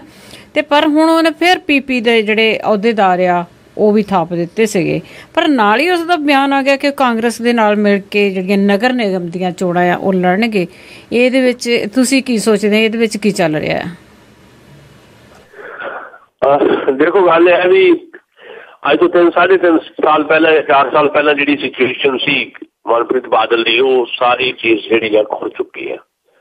ਅੱਜ ਮਨਪ੍ਰੀਤ ਬਾਦਲ ਦਾ ਪਾਣੀ ਜਿਹੜਾ ਆ ਸ਼੍ਰੋਮਣੀ ਅਕਾਲੀ ਦਲ ਤੋਂ ਬਾਹਰ ਆ ਕੇ ਜਿਹੜਾ ਚੜ੍ਹਿਆ ਸੀ ਬਹੁਤ ਜ਼ਿਆਦਾ, ਉਹ ਉਤਰ ਗਿਆ। ਇਸ ਕਰਕੇ ਭਵਰ ਦੇ ਵਿੱਚ ਮਨਪ੍ਰੀਤ ਬਾਦਲ ਦੀ ਸਿਆਸੀ ਬੇੜੀ ਹੈ, ਉਹਨਾਂ ਦਾ ਰਾਜਨੀਤਿਕ ਕੈਰੀਅਰ ਜਿਹੜਾ ਹੈ ਭਵਰ ਦੇ ਵਿੱਚ ਹੈ। ਹੁਣ ਮਸਲਾ ਇਹ ਹੈ ਕਿ ਹੁੰਦਾ ਇਹ ਹੈ ਕਿ ਮਨਪ੍ਰੀਤ ਬਾਦਲ ਹੋਰੀ ਜਿਹੜੇ ਹੈ ਆਪਣੀ ਪਾਰਟੀ ਨੂੰ ਭੰਗ ਕਰ ਦਿੰਦੇ ਆ, ਪੀਪਲਜ਼ ਪਾਰਟੀ ਨੂੰ ਲੋਕ ਸਭਾ ਚੋਣਾਂ ਦੇ ਦੌਰਾਨ। ਤੇ ਪਹਿਲਾਂ ਕੁਝ ਦਿਨ ਤਾਂ ਇਹ ਕਹਿੰਦੇ ਆ ਕਿ ਮੈਂ ਵੱਖਰੇ ਤੌਰ ਦੇ ਉੱਤੇ ਮੋਰਚੇ 'ਚ ਸਾਂਝੇ ਮੋਰਚੇ 'ਚ ਲੜਾਂਗਾ, ਫਿਰ ਕਹਿੰਦੇ ਮੈਂ ਇਕੱਲਾ ਲੜਾਂਗਾ, ਫਿਰ ਕਹਿੰਦੇ ਕਾਂਗਰਸ ਨਾਲ ਮਿਲ ਕੇ ਲੜਾਂਗੇ, ਤੇ ਫਿਰ ਅਲਟੀਮੇਟਲੀ ਇਸ ਗੱਲ ਤੇ ਆ ਜਾਂਦੇ ਆ ਕਿ ਮੈਂ ਕਾਂਗਰਸ ਦੀ ਟਿਕਟ ਤੇ ਹੀ ਲੜਾਂਗਾ। ਕਾਂਗਰਸ ਦੀ ਟਿਕਟ ਤੇ ਚੋਣ ਲੜੀ ਹੈ, ਤੇ ਕੁਝ ਲੋਕਾਂ ਨੇ ਉਦੋਂ ਦਾਅਵਾ ਕੀਤਾ ਸੀ ਕਿ ਕਾਂਗਰਸ ਪਾਰਟੀ ਜੁਆਇਨ ਕਰ ਲਈ ਮਨਪ੍ਰੀਤ ਬਾਦਲ ਨੇ। ਸਾਡੇ ਕੋਲ ਐਕਚੁਅਲੀ ਇਹ ਗੱਲ ਨਹੀਂ ਹੈ, ਸਾਡੇ ਕੋਲ ਇਹਦਾ ਕੋਈ ਤੱਥ ਨਹੀਂ ਹੈ, ਸਾਡੇ ਕੋਲ ਉਹਨਾਂ ਦਾ ਮੈਂਬਰਸ਼ਿਪ ਦਾ ਕੋਈ ਕਾਰਡ ਨਹੀਂ ਹੈ ਜਿਹਦੇ ਤੇ ਅਸੀਂ ਦਾਅਵਾ ਕਰ ਸਕੀਏ ਸੱਚਮੁੱਚ ਹੀ ਉਹਨਾਂ ਨੇ ਕਾਂਗਰਸ ਪਾਰਟੀ ਦੀ ਮੈਂਬਰਸ਼ਿਪ ਜੁਆਇਨ ਕਰ ਲਈ ਸੀ। ਪਰ ਕਾਂਗਰਸ ਪਾਰਟੀ ਦੇ ਚੋਣ ਨਿਸ਼ਾਨ ਤੇ ਚੋਣ ਤਾਂ ਲੜੀ ਹੈ ਨਾ। ਇਹਦਾ ਭਾਵ ਹੈ ਕਿ ਅੰਦਰ ਖਾਤੇ ਜੇ ਮੈਂਬਰਸ਼ਿਪ ਨਹੀਂ ਵੀ ਹਾਸਲ ਕੀਤੀ, ਕਿਤੇ ਨਾ ਕਿਤੇ ਕਮਿਟਮੈਂਟ ਸੀ ਕਿ ਉਹ ਕਾਂਗਰਸ ਪਾਰਟੀ ਜਾਣਗੇ। ਹੋਇਆ ਇਹ ਕਿ ਰਿਜ਼ਲਟ ਜਿਹੜਾ ਆ ਉਹਨਾਂ ਦੇ ਪੱਖ 'ਚ ਨਹੀਂ ਆਇਆ, ਭਾਵੇਂ ਵੋਟ ਉਹ ਬਹੁਤ ਲੈ ਗਏ। ਹਾਰ ਦਾ ਕਾਰਨ ਆਮ ਆਦਮੀ ਪਾਰਟੀ ਦੀ, ਕਿਉਂਕਿ ਆਮ ਆਦਮੀ ਪਾਰਟੀ ਨੂੰ ਉੱਥੇ ਕੈਂਡੀਡੇਟ ਖੜਾ ਕੀਤਾ ਗਾਇਕ, ਤੇ ਉਹ 65-70 ਵੋਟਾਂ ਲੈ ਗਿਆ ਤੇ 12-13 ਦੇ ਵੋਟ ਤੇ ਹਾਰ ਕੇ ਖੜਾ 19 ਤੇ ਹਾਰਿਆ ਮਨਪ੍ਰੀਤ। ਜਿੱਥੇ ਤਾਂ ਬਹੁਤ ਔਖੇ ਹਰਸਿਮਰਤ ਬਾਦਲ ਬਠਿੰਡੇ ਤੋਂ, ਪਰ ਮਨਪ੍ਰੀਤ ਬਾਦਲ ਆਪ ਹਾਰ ਗਏ। ਇਸ ਕਰਕੇ ਸਿਚੁਏਸ਼ਨ ਜਿਹੜੀਆਂ ਸਾਰੀਆਂ ਬਦਲ ਗਈਆਂ। ਹੁਣ ਕਾਂਗਰਸ ਪਾਰਟੀ ਦਾ ਆਪਦਾ ਝਗੜਾ ਚੱਲਣ ਡਿਆ। ਕੈਪਟਨ ਅਮਰਿੰਦਰ ਨੇ ਮਨਪ੍ਰੀਤ ਬਾਦਲ ਦਾ ਸਦਾ ਹੀ ਵਿਰੋਧ ਕੀਤਾ, ਇਹ ਕਹਿ ਕੇ ਕਿ ਮਨਪ੍ਰੀਤ ਨੂੰ ਕਾਂਗਰਸ ਨਹੀਂ ਲੈਣਾ ਚਾਹੀਦਾ। ਪ੍ਰਤਾਪ ਸਿੰਘ ਬਾਜਵਾ ਇਸ ਗੱਲ ਦੀ ਹਮਾਇਤੀ ਰਹੇ ਕਿ ਕੈਪਟਨ ਮਨਪ੍ਰੀਤ ਬਾਦਲ ਨੂੰ ਕਾਂਗਰਸ ਲੈ ਲਿਆ ਜਾਣਾ ਚਾਹੀਦਾ। ਹੁਣ ਮਨਪ੍ਰੀਤ ਬਾਦਲ ਨੂੰ ਦਿਖਾਈ ਕੁਝ ਨਹੀਂ ਜਿਹੜਾ ਕਰੇਗੀ। ਆਪਣੀ ਪਾਰਟੀ ਜਿਹੜੀ ਭੰਗ ਕੀਤੀ ਸੀ ਉਹਨੂੰ ਫਿਰ ਤੋਂ ਕਹਿਤਾ ਵੀ ਮੈਂ ਰੀਆਰਗਨਾਈਜ਼ ਕਰ ਰਿਹਾ। ਰੀਆਰਗਨਾਈਜ਼ ਕਰਨ ਵੇਲੇ ਸੂਚੀ ਜਾਰੀ ਕਰ ਦਿੱਤੀ ਦਫ਼ਤਰ 'ਚ ਬੈਠ ਕੇ 2500 ਅਹੁਦੇਦਾਰ। 2500 ਅਹੁਦੇਦਾਰ ਤਾਂ ਸ਼ਾਇਦ ਸ਼੍ਰੋਮਣੀ ਅਕਾਲੀ ਦਲ ਦੇ ਵੀ ਨਾ ਹੋਣ ਪੰਜਾਬ ਦੇ ਵਿੱਚ, ਤੇ ਨਾ ਹੀ ਕਾਂਗਰਸੀਆਂ ਦੇ ਹੋਣ ਜੀ। 2500 ਅਹੁਦੇਦਾਰ, 2500 ਅਹੁਦੇਦਾਰ ਮਨਪ੍ਰੀਤ ਬਾਦਲ ਨੇ ਐਲਾਨ ਦਿੱਤੇ।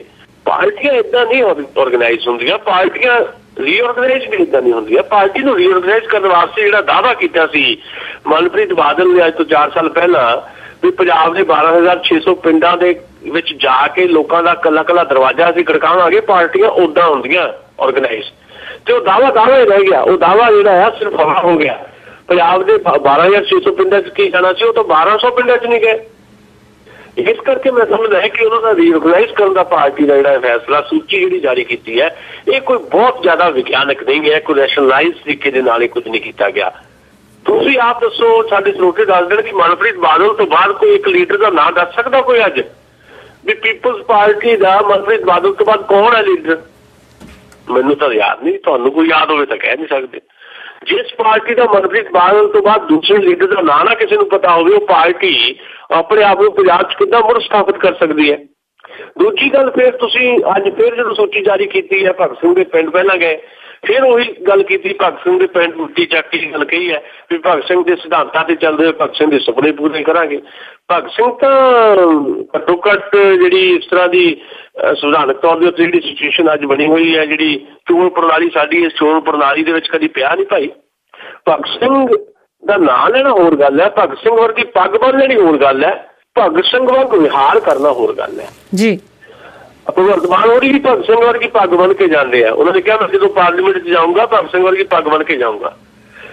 ਭਗਵੰਤ ਮਾਨ ਵੀ ਚੰਗਾ ਕੰਮ ਕਰ ਰਿਹਾ, ਨੋ ਡਾਊਟ, ਠੀਕ ਹੈ, ਉਹ ਕੰਮ ਕਰ ਰਿਹਾ, ਕੰਮ ਕਰਨਾ ਚਾਹੀਦਾ। ਪਰ ਜਿਸ ਸ਼ਖਸੀਅਤ ਦਾ ਨਾਂ ਲੈ ਕੇ ਜਾਂ ਜਿਸ ਸ਼ਖਸੀਅਤ ਦੀ ਪੱਗ ਬੰਨ ਕੇ, ਉੱਦਾਂ ਦੀ ਪੱਗ ਬੰਨ ਕੇ ਤੁਸੀਂ ਪਾਰਲੀਮੈਂਟ ਜਾਂਦੇ ਹੋ, ਘੱਟੋ ਘੱਟ ਉਹਦੇ ਵਿਚਾਰਾਂ ਨੂੰ ਜਿਹੜਾ ਸਹੀ ਢੰਗ ਨਾਲ ਜਿਹੜਾ ਅਪਣਾ ਲੈਣਾ ਚਾਹੀਦਾ, ਪਹਿਲਾਂ ਪੜ੍ਹ ਲੈਣਾ ਚਾਹੀਦਾ। ਭਗਤ ਸਿੰਘ ਵਰਗਾ ਲਿਬਾਸ ਪਾ ਕੇ ਕੋਈ ਭਗਤ ਸਿੰਘ ਨਹੀਂ ਹੋ ਸਕਦਾ। ਭਗਤ ਸਿੰਘ ਦੀ ਫੋਟੋ ਆਪਣੀ ਕਮੀਜ਼ ਦੇ ਉੱਤੇ ਜਾਂ ਆਪਣੀ ਟੀ-ਸ਼ਰਟ ਤੇ ਛਾਪ ਕੇ ਭਗਤ ਸਿੰਘ ਨਹੀਂ ਹੋ ਸਕਦਾ। ਭਗਤ ਸਿੰਘ ਬਣਨ ਵਾਸਤੇ ਭਗਤ ਸਿੰਘ ਵਾਂਗ ਅਧਿਐਨ ਕਰਨਾ ਪੈਂਦਾ, ਜਿਹੜਾ ਅਧਿਐਨ ਸਾਡੇ ਅੱਜ ਦੀ ਪੋਲੀਟੀਕਲ ਲੀਡਰਸ਼ਿਪ 'ਚ ਪੱਲੇ ਨਹੀਂ ਹੈ। ਸੋ ਅਲਟੀਮੇਟਲੀ ਮੈਂ ਸਮਝਦਾ ਕਿ ਮਨਪ੍ਰੀਤ ਬਾਦਲ ਹੋਰਾਂ ਦੀ ਜਿਹੜੀ ਰੀਅਗਨਾਈਜ਼ ਉਹਨਾਂ ਨੇ ਆਪਣੀ ਪਾਰਟੀ ਕੀਤੀ ਹੈ, ਉਹ ਬਹੁਤ ਜ਼ਿਆਦਾ ਗੈਰ ਵਿਗਿਆਨਕ ਤਰੀਕੇ ਦੇ ਨਾਲ ਸਾਰਾ ਕੰਮ ਹੋਇਆ, ਜਿਹੜਾ ਕੋਈ ਬਹੁਤ ਨੈਚੁਰਲ ਰਿਜ਼ਲਟ ਜਿਹੜਾ ਆ ਮਨਪ੍ਰੀਤ ਬਾਦਲ ਨੂੰ ਜਿਹੜਾ ਪੋਜ਼ਿਟਿਵ ਨਹੀਂ ਮਿਲੇਗਾ। ਦੂਜੀ ਗੱਲ, ਉਹਨਾਂ ਨੇ ਨਾਲ ਦੀ ਨਾਲ ਕਹਿਤਾ ਕਿ ਮੈਂ ਤਾਂ ਕਾਂਗਰਸ ਨਾਲ ਰਲ ਕੇ ਨਗਰ ਨਿਗਮ ਦੀਆਂ ਚੋਣਾਂ ਲੜਨੀਆਂ, ਤੇ ਜੇ ਕਾਂਗਰਸ ਨਾਲ ਰਲ ਕੇ ਲੜਨੀਆਂ ਫਿਰ ਭਗਤ ਸਿੰਘ ਦਾ ਨਾਂ ਕਿਉਂ ਲੈਂਦੇ ਆਪਾਂ? ਭਗਤ ਸਿੰਘ ਦਾ ਤਾਂ ਸਿੱਧਾ ਟਕਰਾਈ ਮਹਾਤਮਾ ਗਾਂਧੀ ਨਾਲ ਸੀ ਜੀ। ਭਗਤ ਸਿੰਘ ਦਾ ਉਸ ਵੇਲੇ ਦੇ ਕਾਂਗਰਸ ਦੀ ਸਭ ਤੋਂ ਵੱਡੀ ਲੀਡਰਸ਼ਿਪ ਜਿਹੜੀ ਸੀਗੀ ਮਹਾਤਮਾ ਗਾਂਧੀ ਦੀ ਅਗਵਾਈ ਦੇ ਵਿੱਚ, ਉਹਦੇ ਸਿੱਧੇ ਤੌਰ ਦੇ ਉੱਤੇ ਟਕਰਾ ਰਿਹਾ ਭਗਤ ਸਿੰਘ ਹੋਰਾਂ ਦਾ। ਉਹਨਾਂ ਦਾ ਲੜਨ ਦਾ ਤਰੀਕਾ ਹੋ ਰਿਹਾ, ਗਾਂਧੀ ਹੋਰਾਂ ਦਾ ਹੋਰ ਤਰੀਕਾ ਹੈ। ਅੱਜ ਗਾਂਧੀ ਤੇ ਭਗਤ ਸਿੰਘ ਨੂੰ ਦੁਬਾਰਾ ਪੜ੍ਹਨ ਦੀ ਜ਼ਰੂਰਤ ਹੈ। ਸੋ ਅੱਜ ਕਾਂਗਰਸ ਦੇ ਨਾਲ ਨਗਰ ਨਿਗਮ ਦੇ ਰਲ ਕੇ ਚੋਣਾਂ ਲੜਨੀਆਂ। ਪਹਿਲਾਂ ਕਾਂਗਰਸ ਦੇ ਚੋਣ ਨਿਸ਼ਾਨ ਤੇ ਤੁਸੀਂ ਬਠਿੰਡੇ ਲੋਕ ਸਭਾ ਸੀਟ ਲੜੀ ਹੈ, ਤੇ ਹੁਣ ਕਾਂਗਰਸ ਨਾਲ ਰਲ ਕੇ ਨਗਰ ਨਿਗਮ ਦੀਆਂ ਚੋਣਾਂ ਲੜੋ। 2017 ਦੀਆਂ ਜਿਹੜੀਆਂ ਚੋਣਾਂ ਉਹ ਵੀ ਕਾਂਗਰਸ ਨਾਲ ਰਲ ਕੇ ਲੜੋ। ਫਿਰ ਕਾਹਦਾ ਤੁਸੀਂ ਵੱਖਰੀ ਰਾਜਨੀਤੀ ਦੇ ਰਹੇ ਹੋ ਪੰਜਾਬ ਨੂੰ? ਦਾਅਵਾ ਤਾਂ ਇਹ ਕੀਤਾ ਸੀ ਮਨਪ੍ਰੀਤ ਬਾਦਲ ਨੇ ਕਿ ਸ਼੍ਰੋਮਣੀ ਅਕਾਲੀ ਦਲ, ਬੀਜੇਪੀ ਤੇ ਕਾਂਗਰਸ ਦੇ ਬਰਾਬਰ ਇੱਕ ਬਦਲਵੀਂ ਪੋਲੀਟਿਕਸ ਅਸੀਂ ਦੇਵਾਂਗੇ ਪੰਜਾਬੀਆਂ ਨੂੰ।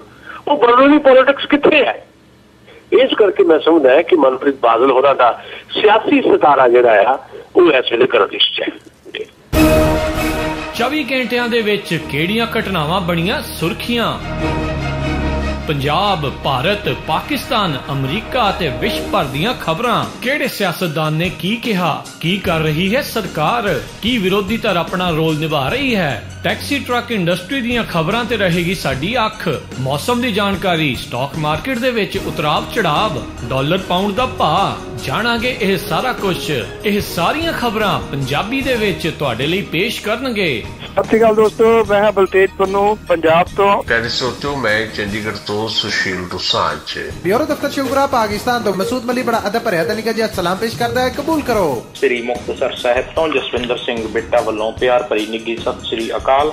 ਸੈਨੋਜ਼ੇ ਸਟੂਡੀਓ ਤੋਂ ਮੈਂ ਰਾਜਕਰਨਵੀਰ ਸਿੰਘ, ਮੈਂ ਹਰਜੋਤ ਸਿੰਘ ਖਾਲਸਾ ਅਤੇ ਮੈਂ ਗੁਰਸਿਮਰਨ ਸਿੰਘ। ਦਿਨ ਭਰ ਦੇ ਵਿੱਚ ਅੱਡ-ਅੱਡ ਸਮਿਆਂ ਤੇ ਸੁਣਨਾ ਨਾ ਭੁੱਲਿਓ, ਸਿਰਫ ਪੰਜਾਬੀ ਰੇਡੀਓ USA ਤੇ ਵਧੇਰੇ ਜਾਣਕਾਰੀ ਲਈ ਕਾਲ ਕਰੋ 408 272 5200 408-272-5200 ਜਾਂ 408 722 7698 408-722-7698।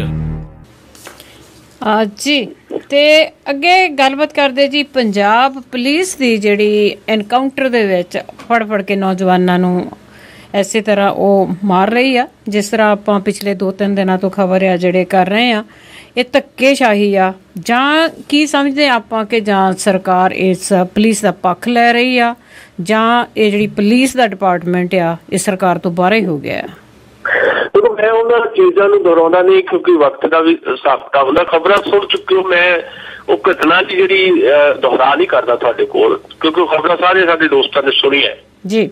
ਔਰ ਓਵਰਆਲ ਜਦੋਂ ਅਸੀਂ ਗੱਲ ਕਰਾਂਗੇ ਪੰਜਾਬ ਪੁਲਿਸ ਦੇ ਵਿਹਾਰ ਤੇ, ਪੰਜਾਬ ਪੁਲਿਸ ਦਾ ਐਟੀਟਿਊਡ ਜਿਹੜਾ ਉਹਦੇ ਤੇ ਸਾਨੂੰ ਇਹ ਦਿਖਾਈ ਦੇਗਾ ਕਿ ਜਦੋਂ 82 ਤੋਂ ਲੈ ਕੇ 94-95 ਤੱਕ ਦਾ ਜਿਹੜਾ ਦੌਰ ਰਿਹਾ ਪੰਜਾਬ ਦੇ ਵਿੱਚ, ਜਿਸ ਕਿਸਮ ਦੇ ਅਸੀਮਤ ਅਧਿਕਾਰ ਜਿਹੜੇ ਆ ਉਸ ਵੇਲੇ ਪੰਜਾਬ ਪੁਲਿਸ ਨੂੰ ਦਿੱਤੇ ਗਏ, ਉਹਨਾਂ ਅਧਿਕਾਰਾਂ ਦੀ ਜਿੰਨੀ ਵੱਡੇ ਪੱਧਰ ਤੇ ਦੁਰਵਰਤੋਂ ਹੋਈ ਉਦੋਂ ਹਾਲੇ ਵੀ ਕਿੰਨੀਆਂ ਲਾਸ਼ਾਂ 2500-2600 ਲਾਸ਼ਾਂ ਪਛਾਤੀਆਂ ਲਾਸ਼ਾਂ ਦਾ ਨਹੀਂ ਪਤਾ ਲੱਗ ਰਿਹਾ। ਸੈਂਕੜੇ ਜਿਹੜੇ ਆ ਝੂਠੇ ਪੁਲਿਸ ਮੁਕਾਬਲੇ ਬਣਾਏ ਗਏ, ਜਸਵੰਤ ਖਾਲੜਾ ਜਿਹੜੇ ਆ ਗਾਇਬ ਕਰ ਦਿੱਤੇ ਗਏ। ਪਤਾ ਨਹੀਂ ਹੋਰ ਕਿੰਨੇ ਕੁ ਲੋਕ ਆ, ਕਿੰਨੀਆਂ ਧੀਆਂ ਪੁੱਤਾਂ ਦੀ ਬੇਪਤੀ ਹੋਈ ਆ ਉਸ ਦੌਰ ਦੇ ਵਿੱਚ। ਮਾਵਾਂ ਹਾਲੇ ਵੀ ਆਪਣੇ ਪੁੱਤਰਾਂ ਨੂੰ ਲੱਭਦੀਆਂ ਫਿਰਦੀਆਂ। ਉਹ ਦੌਰ ਜਿਹੜਾ ਅਸੀਂ ਦੇਖਿਆ, ਉਹ ਦੌਰ ਵੀ ਕੋਈ ਇਹ ਨਹੀਂ ਤੁਸੀਂ ਕਹਿ ਸਕਦੇ ਕਿ ਉਹ ਦੌਰ ਵੀ ਪਹਿਲੀ ਵਾਰ ਆਇਆ ਸੀ ਸਾਡੇ ਸਾਹਮਣੇ। ਇਸ ਤੋਂ ਪਹਿਲਾਂ 1970 ਦਾ ਦੌਰ ਵੀ ਅਸੀਂ ਦੇਖਿਆ ਜਦੋਂ ਉਦੋਂ ਵੀ ਬਾਦਲ ਸਾਹਿਬ ਦੀ ਸਰਕਾਰ ਸੀ, ਜਦੋਂ 80-85 ਨੌਜਵਾਨ ਮੁੰਡੇ ਜਿਹੜੇ ਨਕਸਲੀ ਮੂਵਮੈਂਟ ਦੇ ਵਿੱਚ ਸੀਗੇ, ਐਕਟਿਵ ਸੀਗੇ, ਬਿਲਕੁਲ ਮੁੱਛ-ਫੁੱਟ ਗੱਭਰੂ ਬਣੇ ਗਏ ਤੇ ਉਦੋਂ ਬਾਬਾ ਬੂਟਾ ਸਿੰਘ ਵਰਗਾ ਇੱਕ ਬੰਦਾ 95 ਸਾਲ ਦਾ ਬਜ਼ੁਰਗ ਬਾਬਾ ਬੂਟਾ ਸਿੰਘ ਜਿਹੜਾ ਉਹ ਝੂਠੇ ਪੁਲਿਸ ਮੁਕਾਬਲੇ 'ਚ ਮਾਰਿਆ ਗਿਆ। 95 ਸਾਲ ਦੇ ਬਜ਼ੁਰਗ ਤੋਂ ਸਟੇਟ ਨੂੰ ਕਿਹੜਾ ਖਤਰਾ ਸੀ ਉਦੋਂ? ਉਹਦੀ ਜਿਹੜੀ ਐਕਸਟੈਂਸ਼ਨ ਜਿਹੜੀ ਹੈ, ਉਹ ਜਿਹੜੀ ਪੁਲਿਸ ਦੇ ਅਤਿਆਚਾਰ ਸੀ, ਉਹਦੀ ਐਕਸਟੈਂਸ਼ਨ ਜਿਹੜੀ ਹੈ 82 ਤੋਂ ਬਾਅਦ ਸ਼ੁਰੂ ਹੁੰਦੀ ਹੈ ਜਦੋਂ ਸੈਂਕੜੇ ਜਿਹੜੇ ਆ ਝੂਠੇ ਪੁਲਿਸ ਮੁਕਾਬਲੇ ਬਣਾਏ ਗਏ। ਤੇ ਅੱਜ ਦੇ ਦੌਰ ਦੇ ਵਿੱਚ ਜਦੋਂ ਉਸ ਤਰ੍ਹਾਂ ਦਾ ਸਮਾਂ ਨਹੀਂ ਹੈ, ਉਸ ਦੌਰ ਦੀ ਅਗਲੀ ਐਕਸਟੈਂਸ਼ਨ ਅਸੀਂ ਇਹ ਦੇਖ ਰਹੇ ਹਾਂ ਜਿਹਦੇ ਵਿੱਚ ਇੱਕ ਰਾਜ ਕਰਨ ਦੀ ਪਾਰਟੀ ਦੇ ਲੋਕ ਹੀ ਹਰ ਥਾਂ ਤੇ ਇਨਵੋਲਵ ਦਿਖਾਈ ਦੇ ਰਹੇ ਹੈ। ਬਿਲਕੁਲ ਗੁੰਡਾਗਰਦੀ ਕਰਦੇ ਹੋਏ, ਕੋਈ ਸਰਪੰਚ ਕਿਸੇ ਧੀ ਧਿਆੜੀ ਨੂੰ ਕੁੱਟ ਰਿਹਾ ਸ਼ਰੇਆਮ, ਕੋਈ ਇੱਕ ਖੁਦ ਪੰਜਾਬ ਪੁਲਿਸ ਦਾ ਥਾਣੇਦਾਰ ਨੂੰ ਆਪਣੀ ਬੇਟੀ ਦੀ ਇੱਜ਼ਤ ਬਚਾਉਣ ਆਉਂਦਾ ਤੇ ਇੱਕ ਅਕਾਲੀ ਦਲ ਦੇ ਵਿੱਚ ਯੂਥ ਅਕਾਲੀ ਦਲ ਚ ਐਕਟਿਵ ਬੰਦਾ ਜਿਹੜਾ ਆ ਉਹ ਸ਼ਰੇਆਮ ਉਹਨੂੰ ਗੋਲੀਆਂ ਮਾਰ ਦਿੰਦਾ। ਆਹ ਹੁਣ ਤਾਜ਼ੀ ਘਟਨਾ ਜਿਹੜੀ ਚ ਦੋ ਸਕੇ ਭਰਾ ਜਿਹੜੇ ਆ ਉਹਨਾਂ ਨੂੰ ਝੂਠਾ ਪੁਲਿਸ ਮੁਕਾਬਲਾ ਕਿਹਾ ਗਿਆ, ਉਹ ਸਿੱਧੇ ਤੌਰ ਤੇ ਮਰਡਰ ਕੀਤੇ ਪੁਲਿਸ ਨੇ ਤੇ ਨਾਲ ਸ਼੍ਰੋਮਣੀ ਅਕਾਲੀ ਦਲ ਦੀ ਜਿਹੜੀ ਸਰਪੰਚਣੀ ਉਹਦਾ ਪਤੀ ਉਹਦੇ ਨਾਲ ਹਾਜ਼ਰ ਹੈ। ਇਹ ਘਟਨਾਵਾਂ ਦੀ ਐਕਸਟੈਂਸ਼ਨ ਬਹੁਤ ਹੈ। ਅੱਜ ਹੀ ਖਬਰ ਆ ਰਹੀ ਹੈ ਅੰਮ੍ਰਿਤਸਰ ਦੇ ਵਿੱਚੋਂ ਹੀ, ਅੰਮ੍ਰਿਤਸਰ ਦੇ ਵਿੱਚ ਇੱਕ ASI ਦੇ 2 ਮੁੰਡਿਆਂ ਨੇ 2 ਹੋਰ ਮੁੰਡੇ ਇੰਨੀ ਬੁਰੀ ਤਰ੍ਹਾਂ ਕੁੱਟੇ ਜੇ ਇੱਕ ਦੀ ਅੱਜ ਡੈਥ ਹੋ ਗਈ ਹੈ। ਇਹ ਸਾਰਾ ਕੁਝ ਜਦੋਂ ਅਸੀਂ ਦੇਖ ਰਹੇ ਹਾਂ ਉਹਦੇ 'ਚ ਅਸੀਂ ਦੇਖ ਰਹੇ ਹਾਂ ਵੀ ਸ਼੍ਰੋਮਣੀ ਅਕਾਲੀ ਦਲ ਜਿਹੜੀ ਹੁਕੂਮਤ ਕਰ ਰਹੀ ਪਾਰਟੀ ਹੈ ਉਹਦੀ ਇਨਵੋਲਵਮੈਂਟ ਜਿਹੜੀ ਉਹਦੀ ਲੀਡਰਸ਼ਿਪ ਜਿਹੜੀ ਉਹਦੀ ਇਨਵੋਲਵਮੈਂਟ ਬਹੁਤ ਵੱਡੇ ਪੱਧਰ ਦੇ ਉੱਤੇ ਪੁਲਿਸ ਦੇ ਨਾਲ ਮਿਲੀ ਭੁਗਤ ਦੇ ਰੂਪ ਸਾਡੇ ਸਾਹਮਣੇ ਆ ਰਹੀ ਹੈ। ਪੁਲਿਸ ਨੂੰ ਜਿਹੜੇ ਅਸੀਮਤ ਅਧਿਕਾਰ ਮਿਲੇ ਸੀ ਉਹਨਾਂ ਅਧਿਕਾਰਾਂ 'ਚ ਕਿਤੇ ਕੋਈ ਕਟੌਤੀ ਨਹੀਂ ਕੀਤੀ ਗਈ। ਫਿਰ ਜਦੋਂ ਪੁਲਿਸ ਵਾਲਾ ਕੋਈ ਏਦਾਂ ਦੀ ਗੱਲ ਕਰਦਾ ਉਹਨੂੰ ਬਚਾਉਣ ਵਾਸਤੇ ਹਾਈ ਲੈਵਲ ਦੀ ਜਿਹੜੀ ਪੁਲਿਸ ਦੇ ਉੱਤੇ ਜਿਹੜੀ ਐਡਮਿਨਿਸਟ੍ਰੇਸ਼ਨ ਬੈਠੀ ਹੈ ਉਹ ਯਤਨਸ਼ੀਲ ਹੋ ਜਾਂਦੀ ਹੈ। ਔਰ ਬਾਅਦ ਵਿੱਚ ਜਦੋਂ ਲੋਕ ਗੱਲ ਕਰਦੇ ਆ, ਮੀਡੀਆ 'ਚ ਗੱਲ ਆਉਂਦੀ ਹੈ, ਜਦੋਂ ਹਿਊਮਨ ਰਾਈਟਸ ਵਾਲੇ ਅੱਗੇ ਆਉਂਦੇ ਆ ਫਿਰ ਉਹੀ SSP ਜਿਹੜਾ ਉਹਨੂੰ ਸਸਪੈਂਡ ਕਰ ਦਿੱਤਾ ਜਾਂਦਾ। ਪਰ SSP ਨੂੰ ਸਸਪੈਂਡ ਕਰ ਦੇਣਾ ਕੋਈ ਮਸਲੇ ਦਾ ਹੱਲ ਨਹੀਂ ਹੈ ਜੀ। ਇਹਦਾ ਜਵਾਬ ਹੋਮ ਮਿਨਿਸਟਰ ਦੇ ਤੌਰ ਦੇ ਉੱਤੇ ਸੁਖਬੀਰ ਬਾਦਲ ਨੂੰ ਦੇਣਾ ਪਏਗਾ। ਉਹ ਪੰਜਾਬ ਦੇ ਮੁੱਖ ਮੰਤਰੀ ਵੀ ਹੈ ਤੇ ਪੰਜਾਬ ਦੇ ਹੋਮ ਮਿਨਿਸਟਰ ਵੀ ਹੈ। ਮਤਲਬ ਉਹਨਾਂ ਦੀ ਜ਼ਿੰਮੇਵਾਰੀ ਹੈ ਉਹ ਇਹਦੇ ਤੇ ਜਵਾਬ ਦੇਣ ਕਿ ਅੱਜ ਪੰਜਾਬ ਦੀ ਅਮਨ ਕਾਨੂੰਨ ਦੀ ਸਥਿਤੀ ਇਸ ਲੈਵਲ ਤੇ ਕਿਉਂ ਆ ਗਈ ਕਿ ਪੁਲਿਸ ਆਪ ਮੁਹਾਰੀ ਹੈ। ਕੀ ਪੁਲਿਸ ਆਪ ਮੁਹਾਰੀ ਹੈ ਜਾਂ ਪੁਲਿਸ ਨੂੰ ਹਕੂਮਤੀ ਧਿਰ ਦੇ ਇੱਕ ਖਾਸ ਵਰਗ ਦੀ ਜਿਹੜੀ ਹੱਲਾਸ਼ੇਰੀ ਹੈ? ਇਹ ਇਸ ਵੇਲੇ ਦਾ ਸਭ ਤੋਂ ਵੱਡਾ ਮਸਲਾ ਹੈ। ਨਹੀਂ ਤਾਂ ਪੰਜਾਬ ਦੇ ਲੋਕ ਸੜਕਾਂ ਤੇ ਆਉਣੇ ਸ਼ੁਰੂ ਹੋ ਜਾਣਗੇ। ਆਉਣ ਵਾਲੇ ਦਿਨਾਂ 'ਚ ਤੁਸੀਂ ਦੇਖੋਗੇ ਜੇ ਇਹ ਗੁੰਡਾਗਰਦੀ ਦਾ ਰਾਜ ਜਾਂ ਮਾਫੀਆ ਦਾ ਰਾਜ ਨਾ ਖਤਮ ਹੋਇਆ ਪੰਜਾਬ 'ਚ, ਪੰਜਾਬ ਦੇ ਲੋਕ, ਪੰਜਾਬ ਦਾ ਆਵਾਮ ਸੜਕਾਂ ਤੇ ਆ ਕੇ ਇਹਦਾ ਵਿਰੋਧ ਕਰੇਗਾ। ਅੱਛਾ ਜੀ, ਨਾਲ ਹੀ ਆਮ ਆਦਮੀ ਪਾਰਟੀ ਆ ਉਹਨਾਂ ਨੇ ਵੀ ਬਿਆਨ ਦਿੱਤਾ ਕਿ ਉਹ ਕੱਲ ਤੋਂ ਮੁਜ਼ਾਹਰੇ ਕਰਨਗੇ। ਦੇਖੋ, ਆਮ ਆਦਮੀ ਪਾਰਟੀ ਜਿਹੜੀ ਹੈ ਉਹਨੇ ਆਪਣੇ ਆਪ ਨੂੰ ਰੀਆਰਗਨਾਈਜ਼ ਕਰਨ ਦੀ ਕੋਸ਼ਿਸ਼ ਕੀਤੀ ਹੈ, ਜਿਹਦੀ ਅਸੀਂ ਪ੍ਰੋੜਤਾ ਵੀ ਕਰਦੇ ਹਾਂ। ਸੋਚਿਆ ਛੋਟੇਪੁਰ ਨੂੰ ਜਿਹੜਾ ਕਨਵੀਨਰ ਲਾਇਆ ਗਿਆ ਤੇ ਕੱਲ ਤੋਂ ਠੀਕ ਹੈ ਉਹ ਪੰਜਾਬ ਦੇ ਲੋਕਾਂ ਨੂੰ ਆਪਣੇ ਇਸ ਕਹਿ ਲਓ ਮੁਜ਼ਾਹਰਿਆਂ ਦੇ ਰੂਪ ਦੇ ਵਿੱਚ ਇੱਕ ਜਥੇਬੰਦ ਕਰਨ ਦਾ ਤਰੀਕਾ ਅਸਲ ਦੇ ਵਿੱਚ ਲੋਕਾਂ ਦੇ ਨਾਲ ਰਾਬਤਾ ਹੀ ਹੈ। ਅਖਬਾਰਾਂ ਦੇ ਵਿੱਚ ਬਿਆਨ ਦੇ ਕੇ, ਸੋਸ਼ਲ ਮੀਡੀਆ ਉੱਤੇ ਵੀਡੀਓ ਜਾਰੀ ਕਰਕੇ ਕਿਸੇ ਨੂੰ ਤੁਸੀਂ ਜਥੇਬੰਦ ਨਹੀਂ ਕਰ ਸਕਦੇ। ਤੁਸੀਂ ਸੋਸ਼ਲ ਮੀਡੀਆ ਦੇ ਉੱਤੇ ਇੱਕ ਕੰਪੇਨ ਚਲਾ ਸਕਦੇ ਹੋ, ਪਰ ਜਿਹੜਾ ਇੱਕ ਪ੍ਰੈਸ਼ਰ ਪੈਣਾ ਹੁੰਦਾ ਗਵਰਨਮੈਂਟ ਦੇ ਉੱਤੇ, ਹਕੂਮਤ ਦੇ ਉੱਤੇ, ਉਹ ਪ੍ਰੈਸ਼ਰ ਹੈਗਾ ਉਹ ਪੀਪਲਜ਼ ਪ੍ਰੈਸ਼ਰ ਹੁੰਦਾ। ਤੇ ਪੀਪਲਜ਼ ਪ੍ਰੈਸ਼ਰ ਜਿਹੜਾ ਸੋਸ਼ਲ ਸਾਈਟਸ ਦੇ ਉੱਤੇ ਨਹੀਂ ਪੈਂਦਾ, ਉਹ ਸੜਕਾਂ ਤੇ ਆ ਕੇ, ਪਿੰਡਾਂ ਦੀਆਂ ਗਲੀਆਂ ਤੋਂ ਨਿਕਲ ਕੇ, ਗਾਂਹ ਬਾਜ਼ਾਰਾਂ 'ਚ ਆ ਕੇ ਤੇ ਪੁਲਿਸ ਥਾਣਿਆਂ ਨੂੰ ਘੇਰ ਕੇ ਤੇ ਐਡਮਿਨਿਸਟ੍ਰੇਸ਼ਨ ਨੂੰ ਘੇਰ ਕੇ ਪ੍ਰੈਸ਼ਰ ਬਣਦਾ। ਜਾਂ ਜਿਹੜੀ ਪੋਲੀਟੀਕਲ ਜਿਹੜੀ ਇੱਕ ਕਹਿ ਲਓ ਸਰਪ੍ਰਸਤੀ ਮਿਲੀ ਹੋਈ ਉਹਨਾਂ ਨੂੰ, ਉਸ ਪੋਲੀਟਿਕਸ ਦੇ ਖਿਲਾਫ ਜਿਹੜਾ ਇੱਕ ਮੂਵ ਬਣਾ ਕੇ ਜਿਹੜਾ ਆ ਉਹ ਲੋਕਾਂ ਦਾ ਅਸਲੀ ਜਨ ਸਮਰਥਨ ਹਾਸਲ ਕੀਤਾ ਜਾ ਸਕਦਾ ਹੈ। ਆਮ ਆਦਮੀ ਪਾਰਟੀ ਇਸ ਪਾਸੇ ਨੂੰ ਗਤੀਸ਼ੀਲ ਹੈ। ਕੁਝ ਜਿਹੜੇ ਥੋੜੀ ਦਿੱਕਤਾਂ ਉਹਨਾਂ ਨੂੰ ਆ ਰਹੀਆਂ ਉਹਨਾਂ ਦੀ ਆਪਣੀ ਕਹਿ ਲਓ ਵੀ ਅਸਪਸ਼ਟਤਾ ਕਰਕੇ, ਉਹਨਾਂ 'ਚ ਕਲੈਰਿਟੀ ਨਹੀਂ ਹੈ ਕੁਝ ਇਸ਼ੂਜ਼ ਦੇ ਉੱਤੇ। ਉਹਨਾਂ ਦੇ ਜਿਹੜੇ 4 MP ਜਿੱਤੇ ਆ, ਉਹਨਾਂ 4 MP ਦਾ ਜਿਹੜਾ ਪੋਲੀਟੀਕਲ ਜਿਹੜਾ ਵਖਰੇਵਾ ਵੀ ਆ ਬਹੁਤ ਸਾਰੇ ਇਸ਼ੂਜ਼ ਦੇ ਉੱਤੇ। ਸੁੱਚਾ ਸਿੰਘ ਛੋਟੇਪੁਰ ਨੂੰ ਇਹਦਾ ਵਿਰੋਧ ਵੀ ਬਰਦਾਸ਼ਤ ਕਰਨਾ ਪਿਆ। ਜਲੰਧਰ ਦੇ ਵਿੱਚ ਜੋਤੀ ਮਾਨ ਜਿਹੜੀ ਲੜੀ ਸੀ, ਉਹਦੇ ਹਮਾਇਤੀਆਂ ਨੇ ਹੰਗਾਮਾ ਵੀ ਕੀਤਾ। ਸੋ ਅਲਟੀਮੇਟਲੀ ਕੁਝ ਚੀਜ਼ਾਂ ਹੈ ਕਿ ਹਰ ਪਾਰਟੀ ਨੂੰ ਫੇਸ ਕਰਨਾ ਪੈਂਦਾ ਹੈ। ਮੈਂ ਸਮਝਦਾ ਕਿ ਜੇ ਆਮ ਆਦਮੀ ਪਾਰਟੀ ਲੋਕਾਂ ਦੀ ਬਾਂਹ ਫੜ ਕੇ ਤੁਰੇਗੀ ਤੇ ਘੱਟੋ ਘੱਟ ਵੀ ਇੱਕ ਡਿਸਿਪਲਿਨ ਆਪਣੇ ਆਪ ਦੇ ਵਿੱਚ ਕਾਇਮ ਕਰ ਦੇਵੇ, ਤਾਂ ਆਮ ਆਦਮੀ ਪਾਰਟੀ ਦਾ ਭਵਿੱਖ ਹਾਲੇ ਵੀ ਤੁਸੀਂ ਪੰਜਾਬ ਦੇ ਵਿੱਚ ਰੌਸ਼ਨ ਦੇਖ ਸਕਦੇ ਹੋ ਜੀ। ਹੈਲੋ, ਪਿਛਲੇ ਦਿਨਾਂ ਦੇ ਵਿੱਚ ਜਿਸ ਤਰ੍ਹਾਂ ਜੈ ਲਲਿਤਾ ਨੂੰ ਜੇਲ੍ਹ ਹੋਈ ਆ, ਤੇ ਜੈ ਲਲਿਤਾ ਦੇ ਜਿਹੜੇ ਹੋਰ ਅਗਲੇ ਕੇਸਾਂ ਦੀ ਉਸਦੇ ਜਿਹੜਾ ਰਾਜ ਭਾਗ ਸੀ ਉਸ ਦੀ ਕੀ ਅਪਡੇਟ ਆ? ਦੇਖੋ, ਜੈ ਲਲਿਤਾ ਭਾਰਤ ਦੇ ਵਿੱਚ ਤਾਕਤਵਰ ਜਿਹੜੀਆਂ ਔਰਤਾਂ ਰਹੀਆਂ ਰਾਜਨੀਤਿਕ ਤੌਰ ਦੇ ਉੱਤੇ, ਉਹਦੇ 'ਚ ਜੈ ਲਲਿਤਾ ਦਾ ਨਾਂ ਸਭ ਤੋਂ ਉੱਪਰ ਆਉਂਦਾ ਹੈ। ਮਾਇਆ, ਮਮਤਾ ਤੇ ਜੈ ਲਲਿਤਾ, ਇਹ 3 ਨਾਮ ਬੋਲਦੇ ਰਹੇ ਆ। ਇਹ ਤਿੰਨੇ ਹੁਣ ਕਿਸੇ ਨਾ ਕਿਸੇ ਰੂਪ ਦੇ ਵਿੱਚ ਵਿਵਾਦਾਂ ਦੇ ਵਿੱਚ ਹੈ। ਮਾਇਆਵਤੀ ਤੇ CBI ਦੇ ਕੇਸ ਚੱਲ ਰਹੇ ਆ। 4 ਵਾਰ ਮੁੱਖ ਮੰਤਰੀ ਰਹੀ ਹੈ ਉੱਤਰ ਪ੍ਰਦੇਸ਼ ਦੀ। ਜੈ ਲਲਿਤਾ ਹੁਣ ਜੇਲ੍ਹ ਦੇ ਵਿੱਚ ਹੈ। 6 ਅਕਤੂਬਰ ਤੱਕ ਉਹਦੀ ਸੁਣਵਾਈ ਟਲ ਗਈ ਹੈ। ਦੀਵਾਲੀ ਜੇਲ੍ਹ 'ਚ ਮਨਾਉਣੀ ਪੈਣੀ ਹੈ। ਬੀਬੀ ਮਮਤਾ ਜਿਹੜੀ, ਉਹਦੇ ਤੇ ਜਿਹੜਾ ਸ਼ਾਰਦਾ ਚਿੱਟ ਫੰਡ ਘੁਟਾਲਾ ਆ, ਉਹਦੇ ਤੇ ਉਹ ਮਾਮਲਾ ਇਸ ਵੇਲੇ ਜਿਹੜਾ ਉਛਲ ਰਿਹਾ ਤੇ ਕਿਸੇ ਵੇਲੇ ਵੀ ਉਹਦਾ ਤੇ ਵਿਸ਼ਕੰਜਾ ਕੱਸਿਆ ਜਾ ਸਕਦਾ ਹੈ। ਇਸ ਤੋਂ ਬਾਅਦ ਦੇਸ਼ ਪੱਧਰ ਤੇ ਤੁਸੀਂ ਦੇਖੋ ਕਿ ਪੰਜਾਬ ਦੇ ਲਾਗੇ ਹਰਿਆਣੇ ਦਾ ਸਾਬਕਾ ਮੁੱਖ ਮੰਤਰੀ ਓਮ ਪ੍ਰਕਾਸ਼ ਚੌਟਾਲਾ ਅੱਜ ਕੱਲ੍ਹ ਜੇਲ੍ਹ 'ਚ ਹੈ। ਤੇ ਚੌਟਾਲਾ ਸਾਹਿਬ ਇਹ ਕਹਿੰਦੇ ਜੇਲ੍ਹ 'ਚ ਮੁੱਖ ਮੰਤਰੀ ਦੀ ਸਹੁੰ ਚੱਕਾਂਗੇ, ਤੇ ਬਾਦਲ ਸਾਹਿਬ ਜਾ ਕੇ ਜੇਲ੍ਹ ਦੇ ਵਿੱਚ ਉਹਨਾਂ ਨੂੰ ਮੁੱਖ ਮੰਤਰੀ ਦੀ ਸਹੁੰ ਚੁਕਾਉਣਗੇ। ਤੇ ਫਿਰ ਕਾਂਗਰਸ ਨੇ ਉੱਤੇ ਅਟੈਕ ਕੀਤਾ ਹੈ ਕਹਿ ਕੇ ਕਿ ਜੇਲ੍ਹ ਦੇ ਕੈਦੀ ਜਿਹੜੇ ਆਪਣੇ ਮੰਤਰੀ ਮੰਡਲ 'ਚ ਬਿਠਾਉਣਗੇ ਓਮ ਪ੍ਰਕਾਸ਼ ਚੌਟਾਲਾ। ਬਿਹਾਰ ਦੇ ਸਾਬਕਾ ਮੁੱਖ ਮੰਤਰੀ ਲਾਲੂ ਪ੍ਰਸਾਦ ਯਾਦਵ ਜੇਲ੍ਹ 'ਚੋਂ ਆਏ ਆ। ਇਹ ਉਹ ਦੇਸ਼ ਹੈ ਜਿਸ ਦੇਸ਼ ਦੇ ਵਿੱਚ ਲੋਕ ਹਕੂਮਤ ਕਰਦੇ ਹੈ, ਕੁਰਸੀਆਂ ਤੇ ਬੈਠ ਜਾਂਦੇ ਆ, ਕੁਰਸੀਆਂ ਤੋਂ ਉਤਰਨ ਦਾ ਨਾਂ ਨਹੀਂ ਲੈਂਦੇ, ਤੇ ਕੁਰਸੀਆਂ ਥੱਲੋਂ ਫਿਰ ਸੁਪਰੀਮ ਕੋਰਟ ਖਿੱਚਦੀ ਹੈ। ਪਰ ਹਰ ਮਾਮਲੇ ਸੁਪਰੀਮ ਕੋਰਟ ਕਿਹੜਾ ਮਾਮਲਾ ਦੇਖੇ।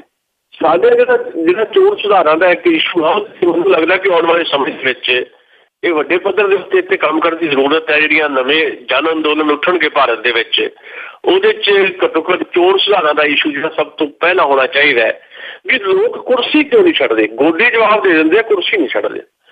ਜੈ ਲਲਿਤਾ ਦੇ ਉੱਤੇ ਕੇਸ ਚੱਲਦਾ ਸੀ ਆਮਦਨ ਤੋਂ ਜ਼ਿਆਦਾ ਜਾਇਦਾਦ ਦਾ।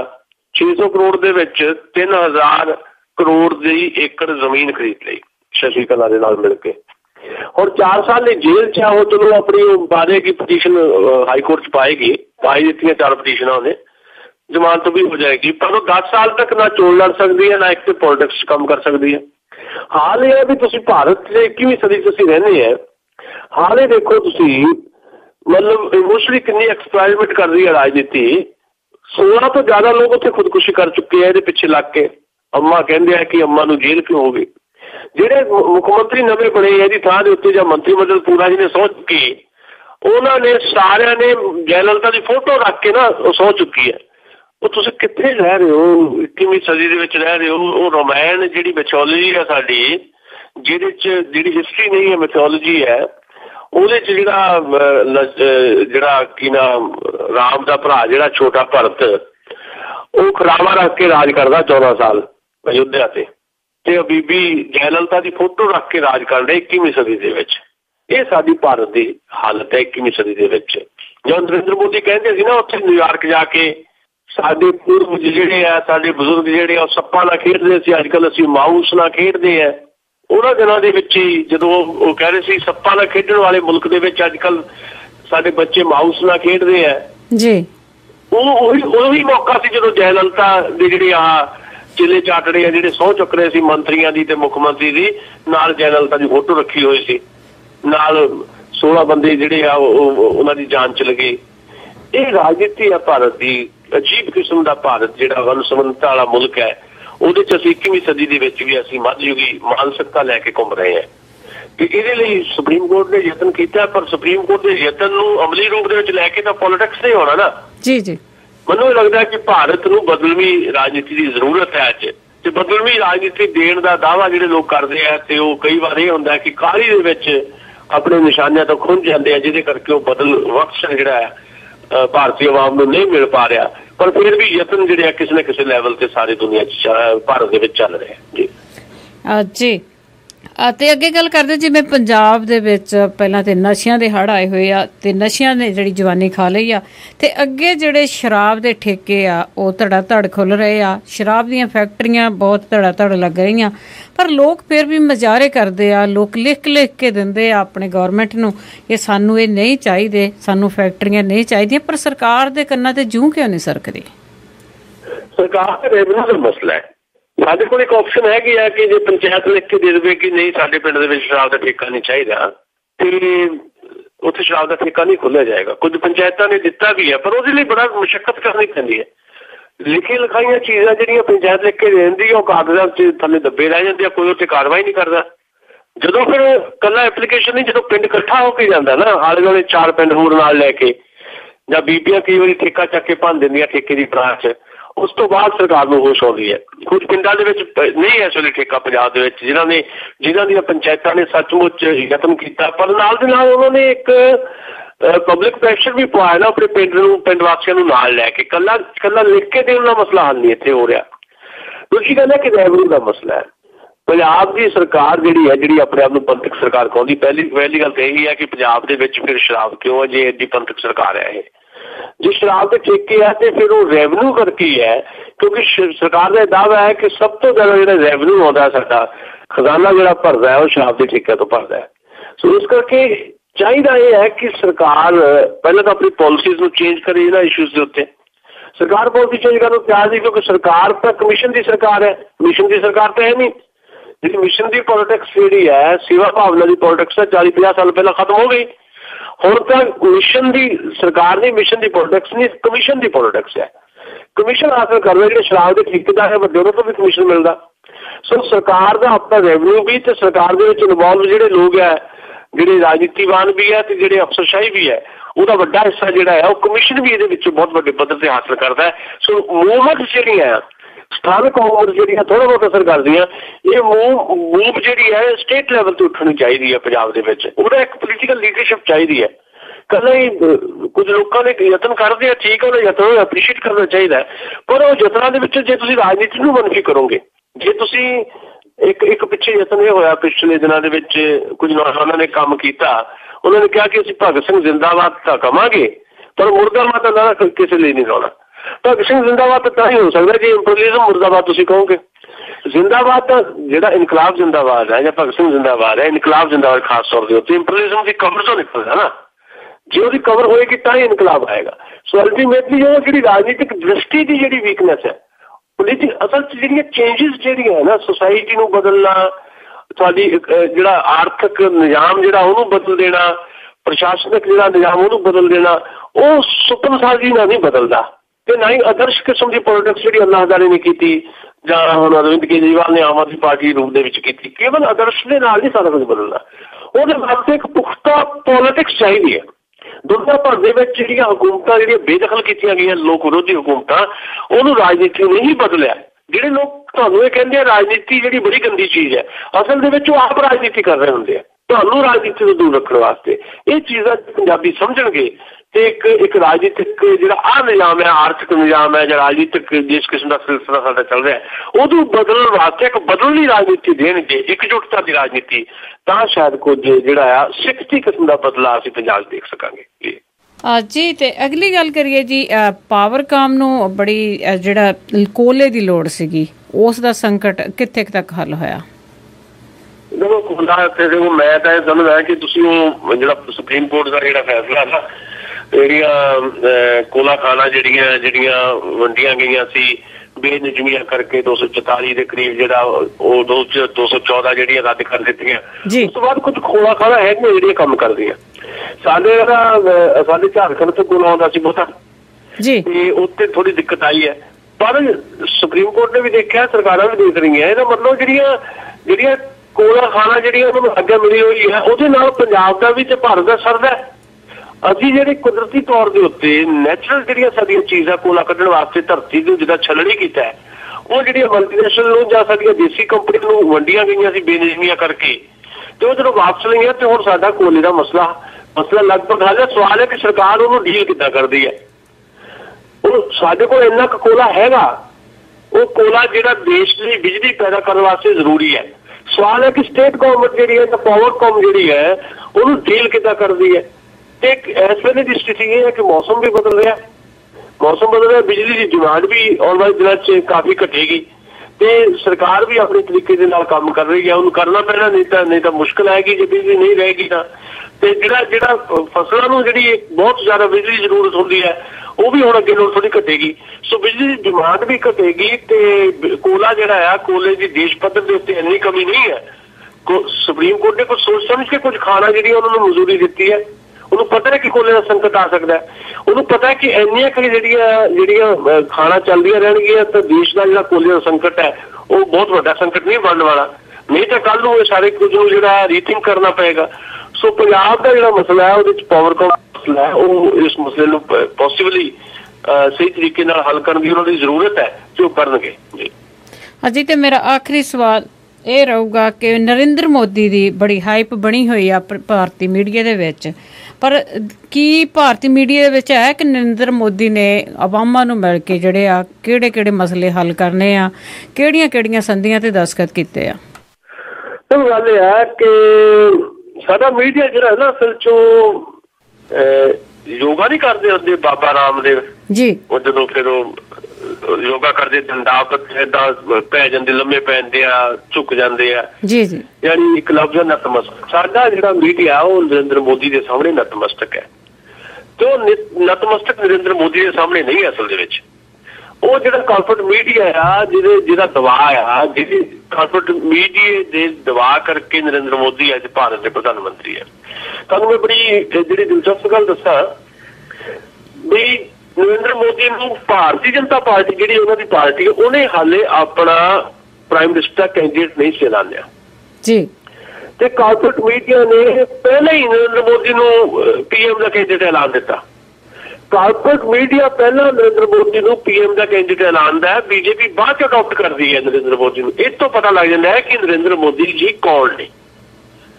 ਔਰ ਜਿੱਥੇ ਤੱਕ ਉੱਤੇ ਬੜੇ ਇਹਦੀ ਡਿਟੇਲ ਜਿਹੜੀ ਹੋਵੇ ਤਾਂ ਬੜੀ ਡਿਟੇਲ ਹੋਏਗੀ, ਪਰ ਬਹੁਤ ਬਰੀਫਲੀ ਆਪਾਂ ਜੇ ਗੱਲ ਕਰੀਏ ਤਾਂ ਨਰਿੰਦਰ ਮੋਦੀ ਸਾਹਿਬ ਦਾ ਅਮਰੀਕੀ ਦੌਰਾ ਜਿਹੜਾ ਆ ਉਹ ਭਾਰਤ ਦੇ ਮੀਡੀਆ ਨੇ ਜਿਸ ਤਰੀਕੇ ਨਾਲ ਪੇਸ਼ ਕੀਤਾ, ਉਹ ਤੋਂ ਇਹ ਲੱਗਦਾ ਕਿ ਨਰਿੰਦਰ ਮੋਦੀ ਦੀ ਅਗਵਾਈ ਦੇ ਵਿੱਚ ਭਾਰਤ ਦਾ ਇਸ ਵੇਲੇ ਅਮਰੀਕਾ ਦੇ ਬਰਾਬਰ ਦੀ ਤਾਕਤ ਹੈ ਜੀ।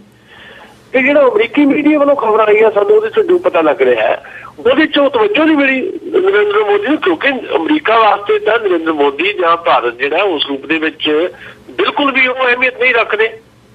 ਇਸੇ ਕਰਕੇ ਅਮਰੀਕਾ ਦੀਆਂ ਲੋੜਾਂ ਜ਼ਰੂਰ ਹੈ ਭਾਰਤ ਤੇ। ਲੋੜਾਂ ਕਿਹੜੀਆਂ? ਉਹ ਸਿਰਫ ਕਾਰਪੋਰੇਟ ਦੀਆਂ ਲੋੜਾਂ ਆ, ਜਿੱਦਾਂ ਰੱਖਿਆ ਸੌਦੇ ਨਾਲ ਜੁੜਿਆ ਮਸਲਾ। ਮੰਨ ਲਓ ਅਸੀਂ 10 ਸਾਲ ਵਾਸਤੇ ਅਮਰੀਕਾ ਦੇ ਨਾਲ ਜਿਹੜਾ ਸਾਡਾ ਭਾਰਤ ਦਾ ਰੱਖਿਆ ਸਮਝੌਤਾ ਫਿਰ ਜਿਹੜਾ ਉਹ ਰਿਨਿਊ ਹੋ ਗਿਆ ਮੰਨ ਲਓ। ਹੁਣ ਚਾਹੁੰਦਾ ਕੀ ਅਮਰੀਕਾ ਇਹ ਚਾਹੁੰਦਾ ਕਿ ਭਾਰਤ ਦੇ ਵਿੱਚ ਕੋਈ ਵੀ ਹਾਦਸਾ ਹੋਵੇ ਤੇ ਅਮਰੀਕਨ ਕੰਪਨੀਆਂ ਜਿਹੜੀਆਂ ਉਹਨਾਂ ਨੂੰ ਜ਼ਿੰਮੇਵਾਰੀ ਤੋਂ ਮੁਕਤ ਰੱਖਿਆ ਜਾਏ, ਅਕਾਊਂਟੇਬਿਲਿਟੀ ਦਾ ਕੋਈ ਵੀ ਹੋਵੇ। ਜੇ ਏਦਾਂ ਹੋ ਗਿਆ ਭਾਰਤ ਦੀ ਸੁਰੱਖਿਆ ਕੀ ਰਹੇਗੀ? ਜੇ ਅਸੀਂ ਨਹੀਂ ਏਦਾਂ ਕਰਦੇ ਤਾਂ ਅਮਰੀਕਾ ਭਾਰਤ ਦੇ ਵਿੱਚ ਪਰਮਾਣੂ ਰਿਐਕਟਰ ਲਾਉਣ ਦਾ ਇੱਛੁਕ ਨਹੀਂ। ਸੋ ਰਸਤਾ ਕੀ ਹੋਵੇ? ਇਹ ਰਸਤੇ ਦੇ ਉੱਤੇ ਗੱਲਬਾਤ ਕਰਨ ਵਾਸਤੇ ਨਰਿੰਦਰ ਮੋਦੀ ਪਹੁੰਚੇ ਸੀ ਤੇ ਉਹ ਰਸਤਾ ਨਿਕਲੇਗਾ ਇਹੀ। ਆਉਣ ਵਾਲੇ ਦਿਨਾਂ ਤੁਸੀਂ ਦੇਖੋਗੇ ਜੋ ਅਮਰੀਕਾ ਆਪਣੀਆਂ ਕੰਪਨੀਆਂ ਵਾਸਤੇ ਜਾਏਗਾ ਭਾਰਤ ਤੋਂ ਕਰਕੇ ਜਾਏਗਾ, ਨਰਿੰਦਰ ਮੋਦੀ ਨੂੰ ਪਸਮਾ ਲਿਆ ਗਿਆ। ਪਸਮਾ ਨਹੀਂ ਹੈਗਾ ਨਰਿੰਦਰ ਮੋਦੀ ਅਸਲ ਦੇ ਵਿੱਚ ਮਲਟੀਨੈਸ਼ਨਲ ਕੰਪਨੀਆਂ ਦੇ ਜਿਹੜੇ ਸਾਰੇ ਜਿਹੜੇ ਸੁਪਨੇ ਆ ਪੂਰੇ ਕਰਨ ਵਾਸਤੇ ਇੱਕ ਟੂਲ ਦੇ ਤੌਰ ਤੇ ਭਾਰਤ ਦੇ ਵਿੱਚ ਕੰਮ ਕਰਨਗੇ। ਅਮਰੀਕੀ ਕੰਪਨੀਆਂ ਭਾਰਤ ਆਪਣੇ ਲਈ ਰੈੱਡ ਕਾਰਪੇਟ ਵਿਸ਼ਾ ਨਹੀਂ ਮੰਨਦੀਆਂ। ਉਹ ਇਹ ਮੰਨਦੀਆਂ ਕਿ ਭਾਰਤ ਦੇ ਵਿੱਚ ਜਿਹੜੀ ਲਾਲ ਫੀਤਾਸ਼ਾਹੀ ਹੈ ਤੇ ਰੈੱਡ ਕਾਰਪੇਟ ਵਿਛਾਉਣ ਚ ਕਈ ਕਾਨੂੰਨੀ ਤੇ ਤਕਨੀਕੀ ਪਹਿਲੂ ਜਿਹੜੇ ਹੈ ਉਹ ਮੋਦੀ ਵਾਸਤੇ ਮੁਸ਼ਕਲਾਂ ਪੈਦਾ ਕਰਨਗੇ। ਹੁਣ ਇਹ ਸਾਰੀਆਂ ਚੀਜ਼ਾਂ ਵੀ ਜਿਹੜੀਆਂ ਹੱਲ ਨਰਿੰਦਰ ਮੋਦੀ ਨੇ ਕਰਨਾ ਹੈ। FDI ਦਾ ਇਸ਼ੂ ਵੀ ਹੈ। FDI ਜਿਹੜੀ ਪਾਲਿਸੀ ਹੈ, FDI ਜਿਹੜੀ ਹੈ ਉਹ ਕਿਤੇ ਨਾ ਕਿਤੇ ਡਿੱਕਾ ਰਿਹਾ ਭਾਰਤ ਵੱਲੋਂ। ਤੇ ਜਦੋਂ ਨਰਿੰਦਰ ਮੋਦੀ ਇਹ ਕਹਿੰਦੇ ਹੈ, ਜਦੋਂ ਅਮਰੀਕਾ ਜਾਣਾ ਸੀ ਉਹਨਾਂ ਨੇ ਉਸ ਤੋਂ ਪਹਿਲਾਂ ਜਿਹੜਾ ਭਾਸ਼ਣ ਉਹਨਾਂ ਨੇ ਕੀਤਾ ਇੱਥੇ, ਉਹਨਾਂ ਨੇ ਕਿਹਾ ਕਿ FDI ਦਾ ਭਾਰਤ ਲਈ ਮਤਲਬ ਹੈ ਫਸਟ ਡਿਵੈਲਪ ਇੰਡੀਆ। ਇਹਦਾ ਭਾਵ ਹੀ ਇਹ ਸੀ ਵੀ ਕਿਸੇ ਕਿਸਮ ਦਾ ਕੰਟਰੋਲ ਨਹੀਂ ਰਹੇਗਾ। 49% ਦੀ ਹਿੱਸੇਦਾਰੀ ਦਾ ਅਮਰੀਕਾ ਸੰਤੁਸ਼ਟ ਨਹੀਂ। FDI 49% ਨਹੀਂ ਚਾਹੀਦੀ ਅਮਰੀਕੀ ਕੰਪਨੀਆਂ ਨੂੰ, ਉਹਨਾਂ ਨੂੰ 70-75% ਚਾਹੀਦੀ ਹੈ।